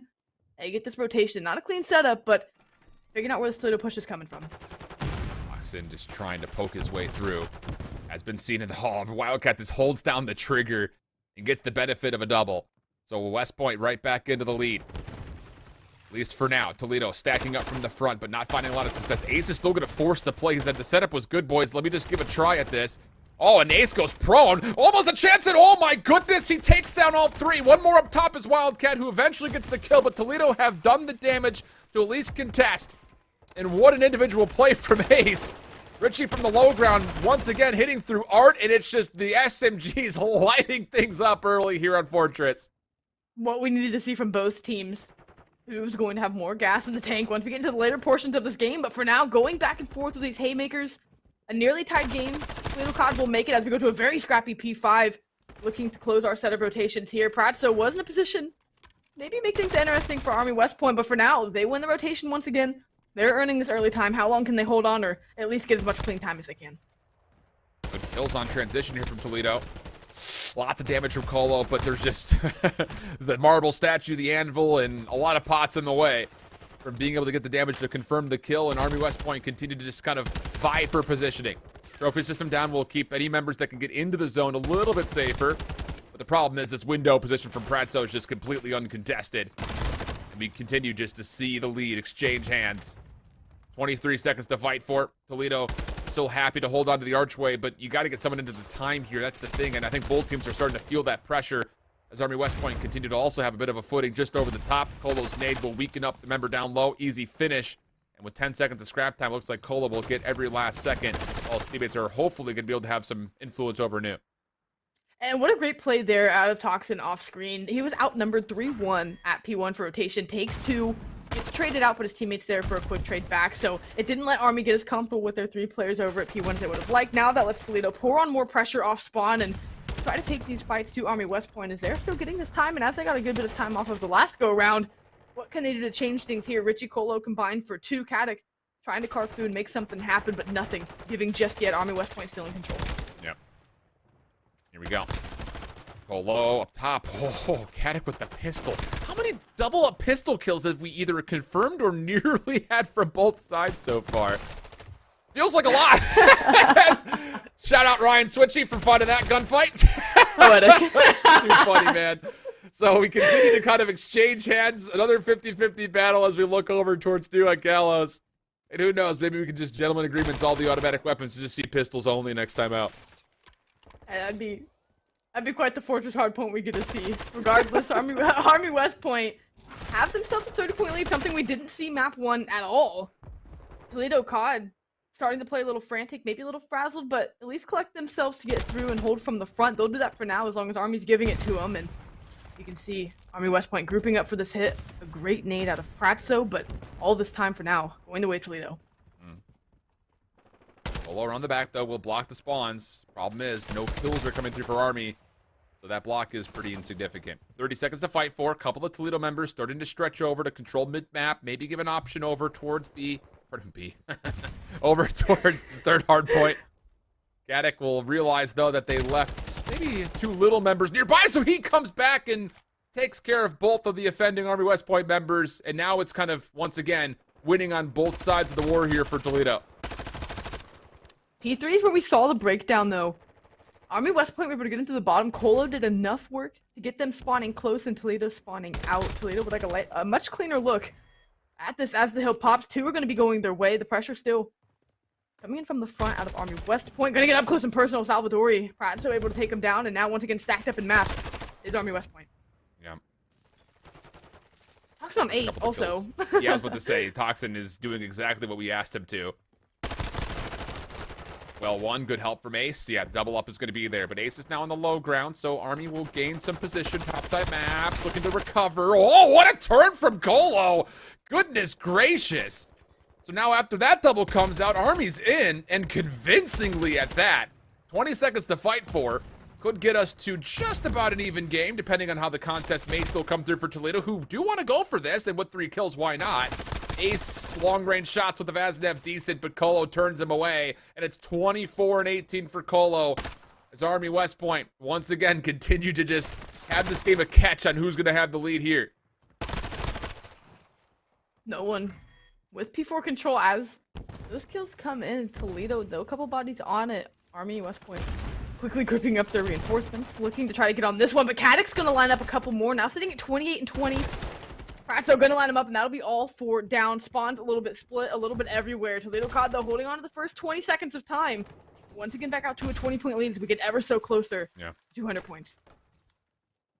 Pretty convincing for the first time, though, on the initial setup from Toledo COD. 30 seconds to fight for it. Army West Point still trying to form some sort of a break attempt, but it's coming a little bit in pieces here. A little disorganized on how they were hitting, and more importantly, when they were hitting, it felt like. And this is where Army West Point got into trouble last time. 20 seconds left, and they're really not committing too much to try to finesse this scrap time. Rich is in for a little bit of contest, but it's largely insignificant. And now Toledo COD are right back into that leader's advantage. 212 to 166. Army West Point, once again, backs against the wall, have to do well here at Blacksmith. And I think given the next 2 hard points, Toledo have all but set the win condition. Just 35 seconds needed. You're going to 2 very open, very scrappy hills. Army West Point, as you said, doing what they needed to do last time. I think on 2 more uncertain hills than Hotel could have offered. So for Army West Point, job nowhere near done. Colo 26 and 21, trying to will his team coming back into this one now, and well, doing a good enough job. But so long as Pratso sits uncontested in single window, he's going to be a problem. And finally, they take him care of, only for a streak to rain down. I mean, not getting out of the hard point, though, Salvador. He's got a trophy to keep him safe. He backs away. Richie trying to assist. Caddick still on the contest. Gets 3 on his effort forward, but Wildcat up top. A key gunfight win to possibly re-hit from the backside. The dead silence will give him a little bit of an advantage, but Ace down low, just completely littered by other dead bodies, stays concealed. And that's key time for Toledo. 230 plus now to 195, and the rotation for Army West Point is not there to get early time here at the first. You need someone to pop off right here, right now. Toledo content with where they're sitting. Why? Because you have Caddick running around, nearly 40 kills, making Army take all of these gunfights off spawn. Colo is able to get the clearance. Now you have to get the time. You cannot let this sit empty and let Toledo get back on it. And sure enough, you let that happen. They start applying pressure. They start getting close to Salvador with a big 2-piece. You're holding on if you're Army, but for how long can you manage it? Can you get this trophy system now? Salvador needs to drop this here right now, because 1 nade takes down maybe 2 Army West Point members. Here's the hit from Toledo, all of it coming from the front. It's just down to number 6, Colo, of course it is, but he's just dancing in and out of the back of the truck. Now he's got help. Richie there to assist, but there's the, get the trophy down! Wildcat able to confirm the trade. Caddick has a little bit of a pinch set up. They can still win here. Can anyone get in time? Caddick locking down mid-map. He gets cut. Oh, there's going to be a contest, and there's going to be a chance for a 1v1 for the game. Toxin gets the win. 1 more player in front is Colo, and off spawn he falls. Toledo COD send us to a 5th. Mixy back and forth ending there. Army West Point thought they had done just enough. They had rotation, but unfortunately couldn't survive long enough. We had said, how long can they last on P1 with this hold? The trophy system, you've spoken in existence. It's like you've been watching COD for a little bit. First time. Know that maybe you should get that down. Ends up coming to bite him there. I mean, everyone was over 20 kills across the board. Couldn't have asked for a much crazier hardpoint, as Fortress likes to play out to. Didn't make it to P2, but Toledo showing that let's continue on our respawn train, at least as far as hardpoint goes, and force this map 5. But as much as we had questions asked at the start of that and questions answered, I think 6 more questions came up now going into this game 5. Absolutely. And don't try to get an answer out of me, Cash, because I'm not going to give you one. I did not spend enough time in school studying the art of esports like some former presidents of universities over here. Oh, so, we jest. But we're a thriller. That much is for sure. I mean, that's now 4 straight maps worth of nail-biting action at different moments in time, if not from start to finish. And here's the big thing. Colo was a factor from minute one, but some of the same problems still kind of cropped up here or there for Army West Point. I think most notably that time it's on their break attempts. Just a little disjointed, allowing Toledo a pretty easy attempt to get their full holds. I think most notably was that play over towards Cannon in the second set of hills. Yep. That's exactly what I was going to point out. Didn't quite look like the execution they would have wanted on that. From there, you find yourself scrambling on, again, two very open hills where it's hard to get clean time. Even if you're keeping Toledo off of it, you're not earning that time for yourself. Yeah. So definitely two big tasks to ask of them. They made it close. They were able to almost force it to P2 where they had rotation. But again, when you have the win condition set the way Toledo did, when you need less than 10 seconds, every second of time has to be fought for before you go to a new hill. And Toledo very aware of that and capitalize on it now, putting themselves in a Game 5 situation where do we see them continue executing at the level they were in that hard point? Do they correct their mistakes? Or, even just talking about, I guess both teams did make a handful of mistakes on Mercado, so it's a matter of what do you want to pick. But I think less focusing on mistakes, more so talking about execution and how well teams do that on either side of the bomb. That's a really good point, and I think that really is kind of the biggest moniker of where success will come from for either of these two teams. And it's one of those things, I think, just on top of that, where, you kind of now have started to look over towards a player like Caddick, who is a factor pretty much across this entire series. He's kind of in takeover mode right now. And even though Toxin didn't have a supreme map, the duality between Toxin and Ace looked really good in a lot of these SMG trades for Toledo. And I bring that up only because of the point saying that that's likely going to be a case of any early aggression on either side of the bomb as we look towards the silo. So that's kind of where I think I'm looking at for possible difference makers into this series, in this map 5, I think in particular, because you look across the, the damage, and take a look at it. Toxin, Ace, 27 and 30, 22 and 25. Those aren't necessarily the greatest KDs, but look how many assists they pulled. So, they're all over the map, and they're getting involved early and very often by the look of it.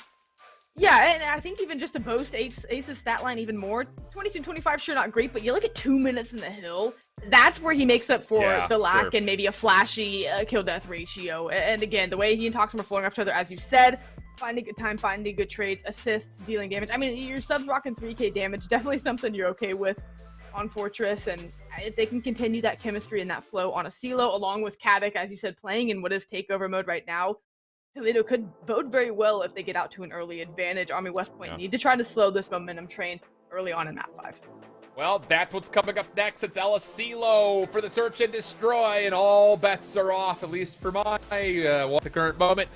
We'll have a brief break, but it's going to be El Asilo for the search and destroy to determine who moves on and who has to fight for their last life in the lower bracket when we come back right after this. We wasted zero time to bring you all the hot action that you should get used to if you're going to be tuning into College COD for the entirety of this season. It's a Map 5 affair in this upper bracket round 1 matchup between Army West Point and Toledo COD. Winner moves on for another chance to possibly qualify early into their regional second division, whereas the lower bracket would be a very treacherous run for either of these two teams you would anticipate. But here's the one thing that we know here. Well, maybe we know a couple of things. I shouldn't just say one thing. We look over the series layout. This series has been unpredictable. It's been tight, and that means that we should be in for an absolute burner here at El Asilo. And we had so many questions, kind of in the break, talking about factors that could influence how this map plays. More specifically, I think our main talking point was, does Caddick play with the sniper? And does Army play around that? He's someone who, on a silo, with A site being completely concealed from cover, you could rule him out if he is playing that B soccer field lane with it, or just any outside portion of that site. We'll see what Army West Point do, and again, if he uses that, the way he was shooting with the tactical sticks, I'm not sure that he even needs it. Exactly. And the thing about it, too, was just the fact that we saw Caddick pull out the sniper rifle. It just felt like watching him hold those long angles that he wasn't confident that he was going to be able to get the first shot and win any sort of long-range gunfight. Like, he was kind of passively watching tight angles, wasn't sure if he was being pushed or not. And that pressure becomes, I would say, even more remarkably true when you're looking at El Asilo, where there are a much greater number of routes that can be ran to get around the bag. So if you do see a sniper come out, I think we need to evaluate, is it actually being able to dominate one side of the map? That's what we often see when we get an opportunity to see scopes on this map. So we'll find out. It's going to be Pratso Kind of just watching, make sure no one's going to play over towards the top side of the AC, while Toxin and the rest of Toledo COD are looking stacked up towards A. There is a double stack of defenders nearby, though, and, well, the Semtex has to be put back away as the door continues to get shut on this play. Semtex in, the tag comes out. You know someone's right next to the door. This should be a pretty easy read. Wildcat just says, don't come in here! We live here! You can't just walk in. Outside looking in, Toxin trying to make a play still. It's good timing on Wildcat when he finally gives up the door shut and then decides to go challenge himself. Can Colo get his trade? Sure he can. As he's been good for this entire series now. 3-3. No play made yet over towards the A site. It is open for you if you want to take it, but Toledo COD looking to maybe get another kill just to make them that much more confident.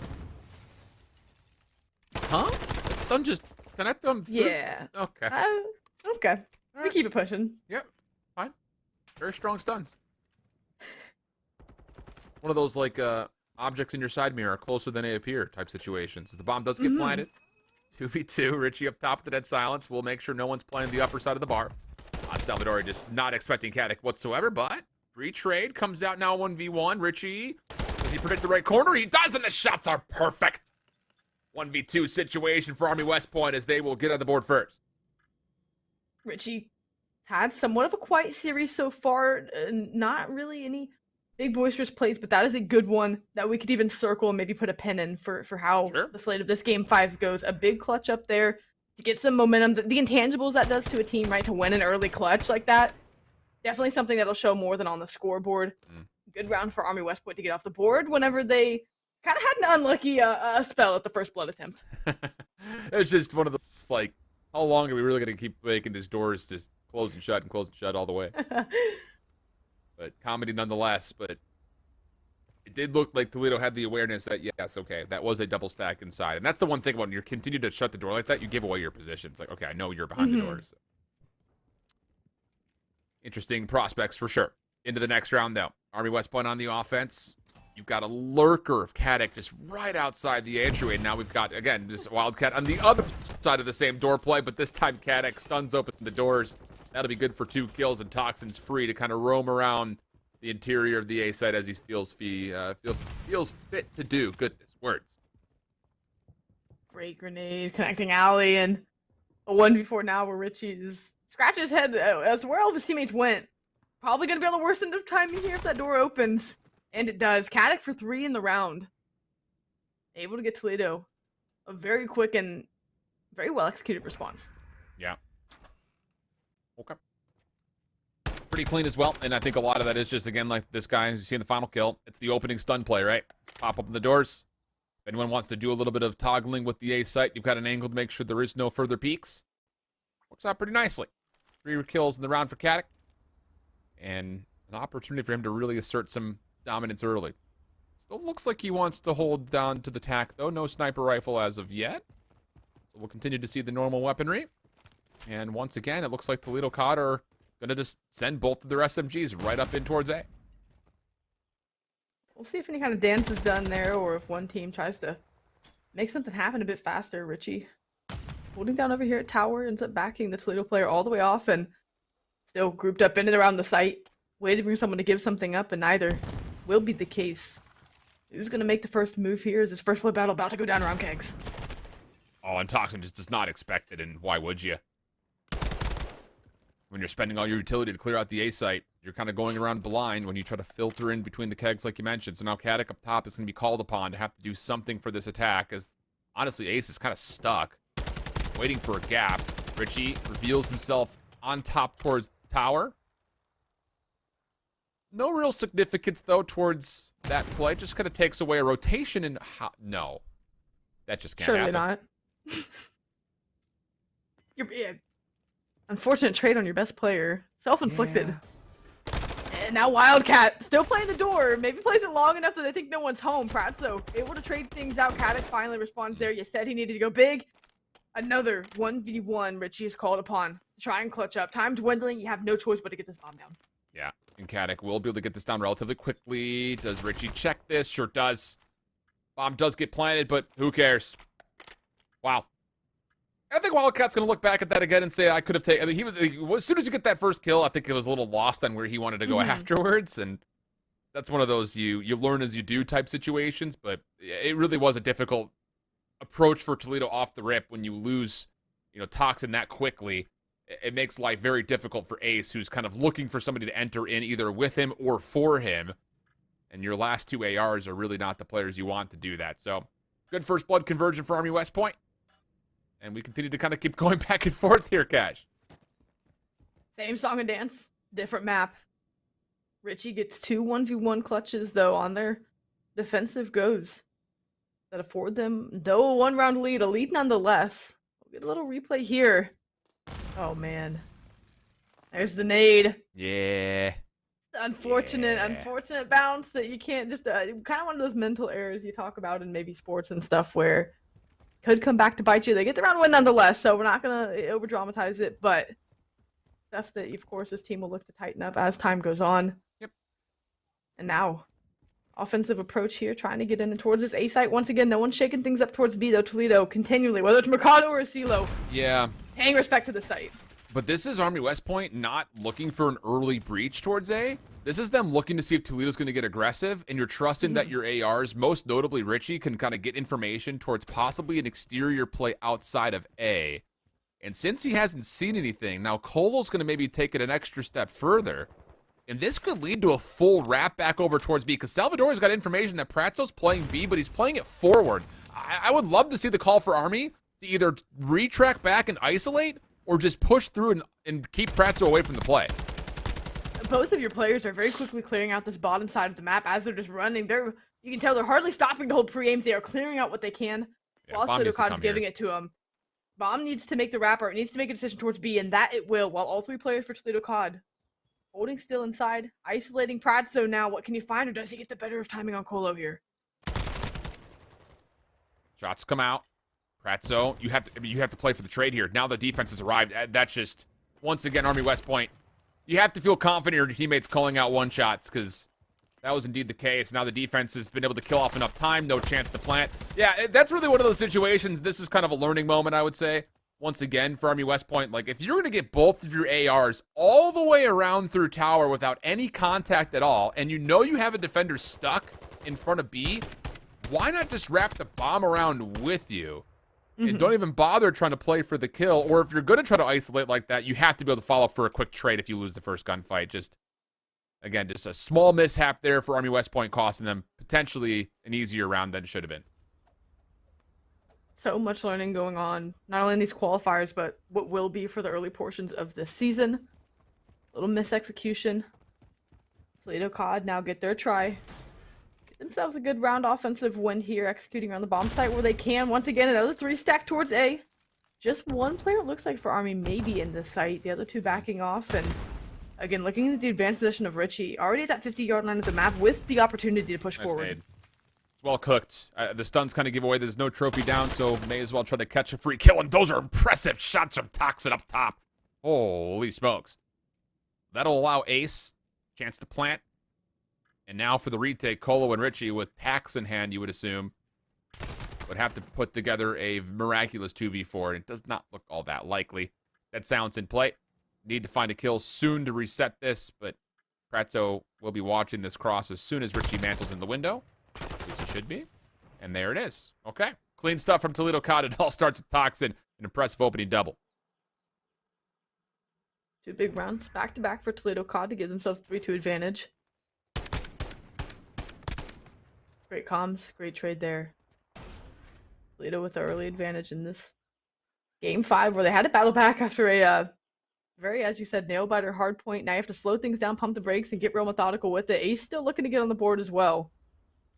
Toledo COD very much working out their game plan as this is progressing, making adjustments where they need to. Army West Point offensively, you're hoping to have any kind of round better than the last one you had. Very, very true. Okay, here we go.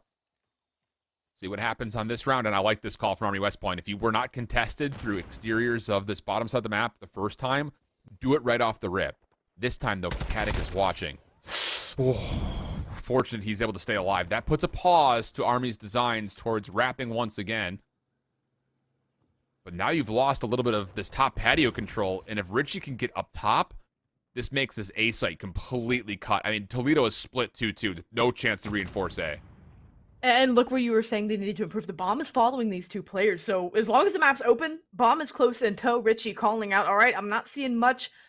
We don't see anyone back down to A, so they're just making a decision. They know someone's got to be home. There's probably players, if you're playing the numbers game in this A site, they're trying to wait for any information to make a more confident call in Toledo, giving up nothing. So though you have this real estate taken, it's not amounting to a lot of information. That stun check, though, I thought should ring true, but still doesn't connect. Toxin, good first blood. 20 seconds on the clock. And Army will lose a second. Oh, this has gone from bad to worse just like that. Richie has to double up. He predicts that there's a second player nearby, but not the exact location. Salvador just does not quite get into the window in time. So Toledo caught good patience to kind of hold their ground. I feel like a lot of teams would get really antsy right there and try to force their way to do something crazy, but they say, hey, you get the team that has the plant, so you make the next call, Army, and we'll respond to it accordingly, and boy, did they ever. I mean, your island player isn't seeing any progress across field at B, so he's calling out things are all good. You're thinking the bomb has to be floating around A if you're not getting any kind of signs of life towards the B side, or if they are, it's at range. So, like you said, discipline, patience, check the box for Toledo COD, not getting antsy, not giving up anything, no one getting caught out and getting blooded. And turn Toxin, back-to-back rounds finding the opening 2 kills. And here can put themselves at series point with a well-executed round, but the timing with the dead silence, Richie will line up too. That's Richie with the Vaznev kind of holding a longer angle down low. You don't often see that. Maybe he was thinking about trying to contest the double doors into the backside of A, pending a hit came through, and he just ends up finding Toledo COD running his direction. So Army West Point in a very convincing spot 4v2 situation.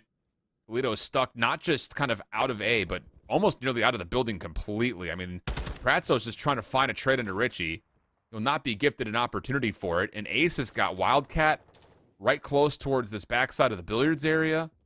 I mean, this is just them hoping someone walks into your line of sight. And Army will not allow that to happen. Bomb carrier down. Salvadori finishes it off. It's a flawless round for Army West Point, getting them back to within 1. 4-3. All started with Richie finding 2. It's been a game of first bloods. Sometimes search and destroy plays where first bloods aren't all that influential, but more times than not, first bloods can dictate things, especially when the last 3 rounds, the first blood has been 2 kills in succession, and that definitely can influence around more than 1 kill. Pretty simple math there. Richie getting his hand at things, finding 3 in the round. Now 1 round away from tying things up again. These have been neither of these have been, or excuse me, none of these rounds have been super quick, apart from that first opening break. Pretty stagnant through the mid-round, but quick through A is going to be Richie and Toxin. First Blood King reigning true. Yep. And it's a quick exchange of kills to a 2v2 early on.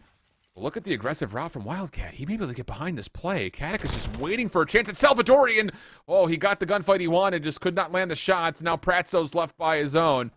And 1v2. And, well, actually, once again, Army West Point is very slow to make a decision on where they want to go, and Pratzo's going to get a full clear of the high ground and A, so you should have an idea on where this post plant's going to be set up. It just comes down to, can you get your dead silence charged up in time, and can you actually win the gunfights, because they're not going to be easy ones. I think more so than anything, time is the factor. We know Pratzo can win these gunfights, but can he clear out enough with enough time remaining? Both players very passive, very backed off. One with high ground, one not so much, but the daddy does get charged up. Here comes the play. Can he read the corner? For shots, no. Salvadori will just go prone. Nade has to land. And it does, but it's a trophy system that actually blocks it, and there's the kill. Okay. For a moment there, you started to see maybe the window of how it works out, but it's not to be in a 4-4 tie. Army West Point off of 2 rounds in a row. I mean, this has been a tight fair from literally the first drop in. And it looks like we've got the designs of a great one here instantly in the early stages of the CCL season. Insight to, as you were alluding to, action will get all year long. 4-4. You'd love to say that this goes around 11 based on the trends of not only this map, not only the S&Ds, but the series as a whole. Toledo, it feels like more of your, for both sides, your mistakes get magnified once you get later and later into these game 5s. Maybe we see things slow down here as teams make an approach. Maybe Toxin continues to find first bloods and punch openings through the map for his team. Still working towards this A site. Army West Point having to reshuffle. Caddick chopping down 1, chopping down 2. I mean, that should be the round here. Should be. Colo nearly a chance to get one and get away, but not to be. Caddick just again in a key position takes over. That double, like you mentioned, he just calls game, right? I mean, there's just nothing else you can do about it. Then you have Pratso down low, so you look from his angle. And now the pressure's on. Army West Point staring down possibly the smoking gun of Toledo COD, who's on match point. And Richie, who's had a great game, would hate to see this one go awry. See if he can get this to around 11. It's going to be on Army West Point offensively to figure out what they want to do. I wouldn't be surprised if they try to feel things out on the outside of this bottom part of the map again. They found a lot of success there, but did they actually commit to it? And yeah, you called it exactly. Caddick is going to be the one to try to respond up close and personal. Richie will have a look at this gunfight. The trait is decent enough. It will not allow much of a chance to continue further forward, but at least we go 3v3. And Army have the numbers here with Pratso, I think, just ringing out shots. He's played here every round defensively without fail. If I'm Army, I'm you know, it's a tough call to make, right? Easy on the desk to say, but you know he's out of the play every time. You have a trade there. You know you have numbers towards the site, but again, where they're playing is, of course, the bigger question and hesitation. Wildcat guy gonna pop Deddy, and they're gonna collapse around the site and see what they can find. Numbers could pan out for him, but this off angle here, oh no. Yeah, door just opens right over the top of Ace. Now numbers advantage for Toledo. Wildcat, this is his first discernible decision that he's made in quite some time. He's just going to go quickly around the back. And Salvadori could join him if he finds Pratso up top. This B site's wide open. You have to make the call right now if you're Wildcat, though, to get the plant off, and he will. The bomb will go down, and Salvadori's changed the angle. He's gone back to the offensive high ground, and Toledo's going to have a really tough time rotating against this because you know you've got defenders inside of A, but the connection is not enough for the kill, and things will reset to the 2v2, 33 seconds on the clock. I love Salvadori getting out of dodge because you don't want to leave your player in a 1v2 with enough time left to work it. Now they have to hunt. They know Salvadori's probably back here, but they don't have the time to clear out everything, and that's what will cost him on this cross. You would think he gets the information, but about to get bullied out on the site. The clock, though, coming into effect. You have less than 10 seconds to make a play. And Wildcat just creating extra space by playing in the corner. 8 seconds. Salvadori just has to kill off another half a second. Fuse is coming through. Oh, they get the kill! Ace saves a life! And as we framed it up, the sub-duo could be the difference maker for Toledo COD. They staple home the win in round number 10. Oh, I was ready to say here comes round 11, but Ace and Toxin get the job done. I mean, Ace has to be on 1 HP here. It feels like the ending to Map 1 Hardpoint, if I'm being candid, where it felt like Army had done enough to rally back, that we were going the distance.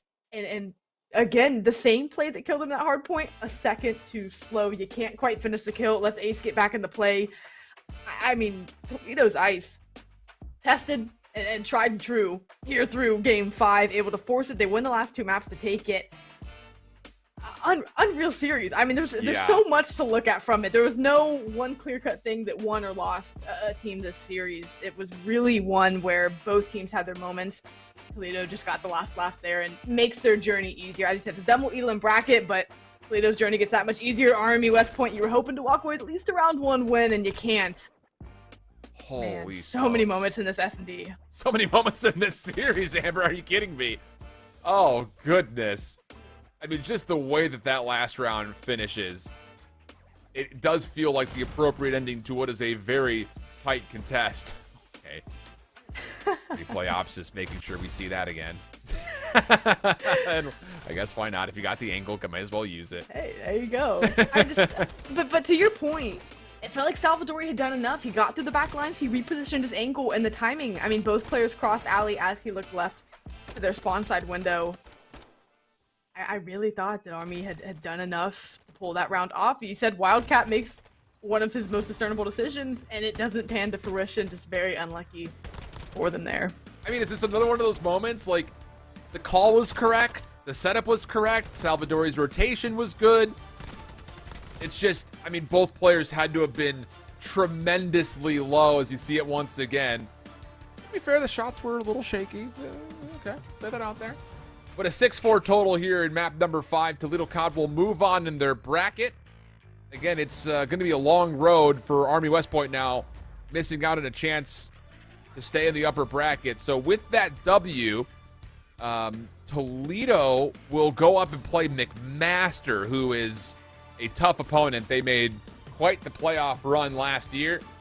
That is not by any means an easy round. Still, they had to win a couple after that. Whereas for Army, things look, well, a little bit, again, like we continue to talk about, pretty dire as you drop down to the lower bracket where you have to a much longer run.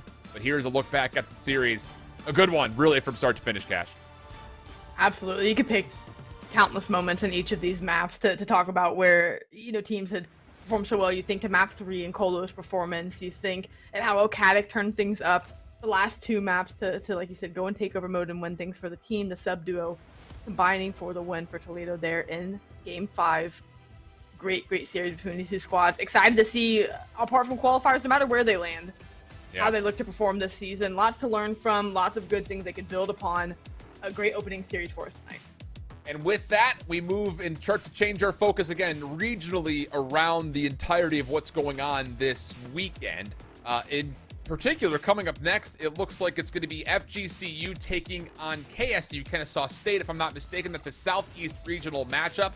That'll be a round 2, winners round 2 match, and then we will see a winners round 3 match in the Midwest division. Obviously, we need to kind of go through a handful of process before we figure out which teams those will be as we continue to kind of plug away at this first day of qualifier number 2. We'll step away for a break, but before we do, I want to give big shout outs to, now it's a little awkward. I mean, Army just lost. Now we get to kind of hype up the America's Navy just a touch here. Our sponsor coming back once again with Fandom, and a lot of opportunities here with America's Navy. This one really kind of stands out on the page. The Navy currently is offering $180,000 in ROTC scholarships, which can pay for your full college tuition for students with exceptional academic and leadership credentials. And on top of that, for a limited time, future active duty sailors who leave for boot camp before March can earn an enlistment bonus of up to $115,000. So not only can you pursue your education, that's also a great way to kind of set yourself up financially down the line. So you can learn more by visiting America's Navy online. And of course, big shouts to Fandom for also coming in and supporting once more this season. We'll step away for a break. When we come up, it's winners round 2 action from the Southeast region. College COD qualifier number 2. We'll be back after this.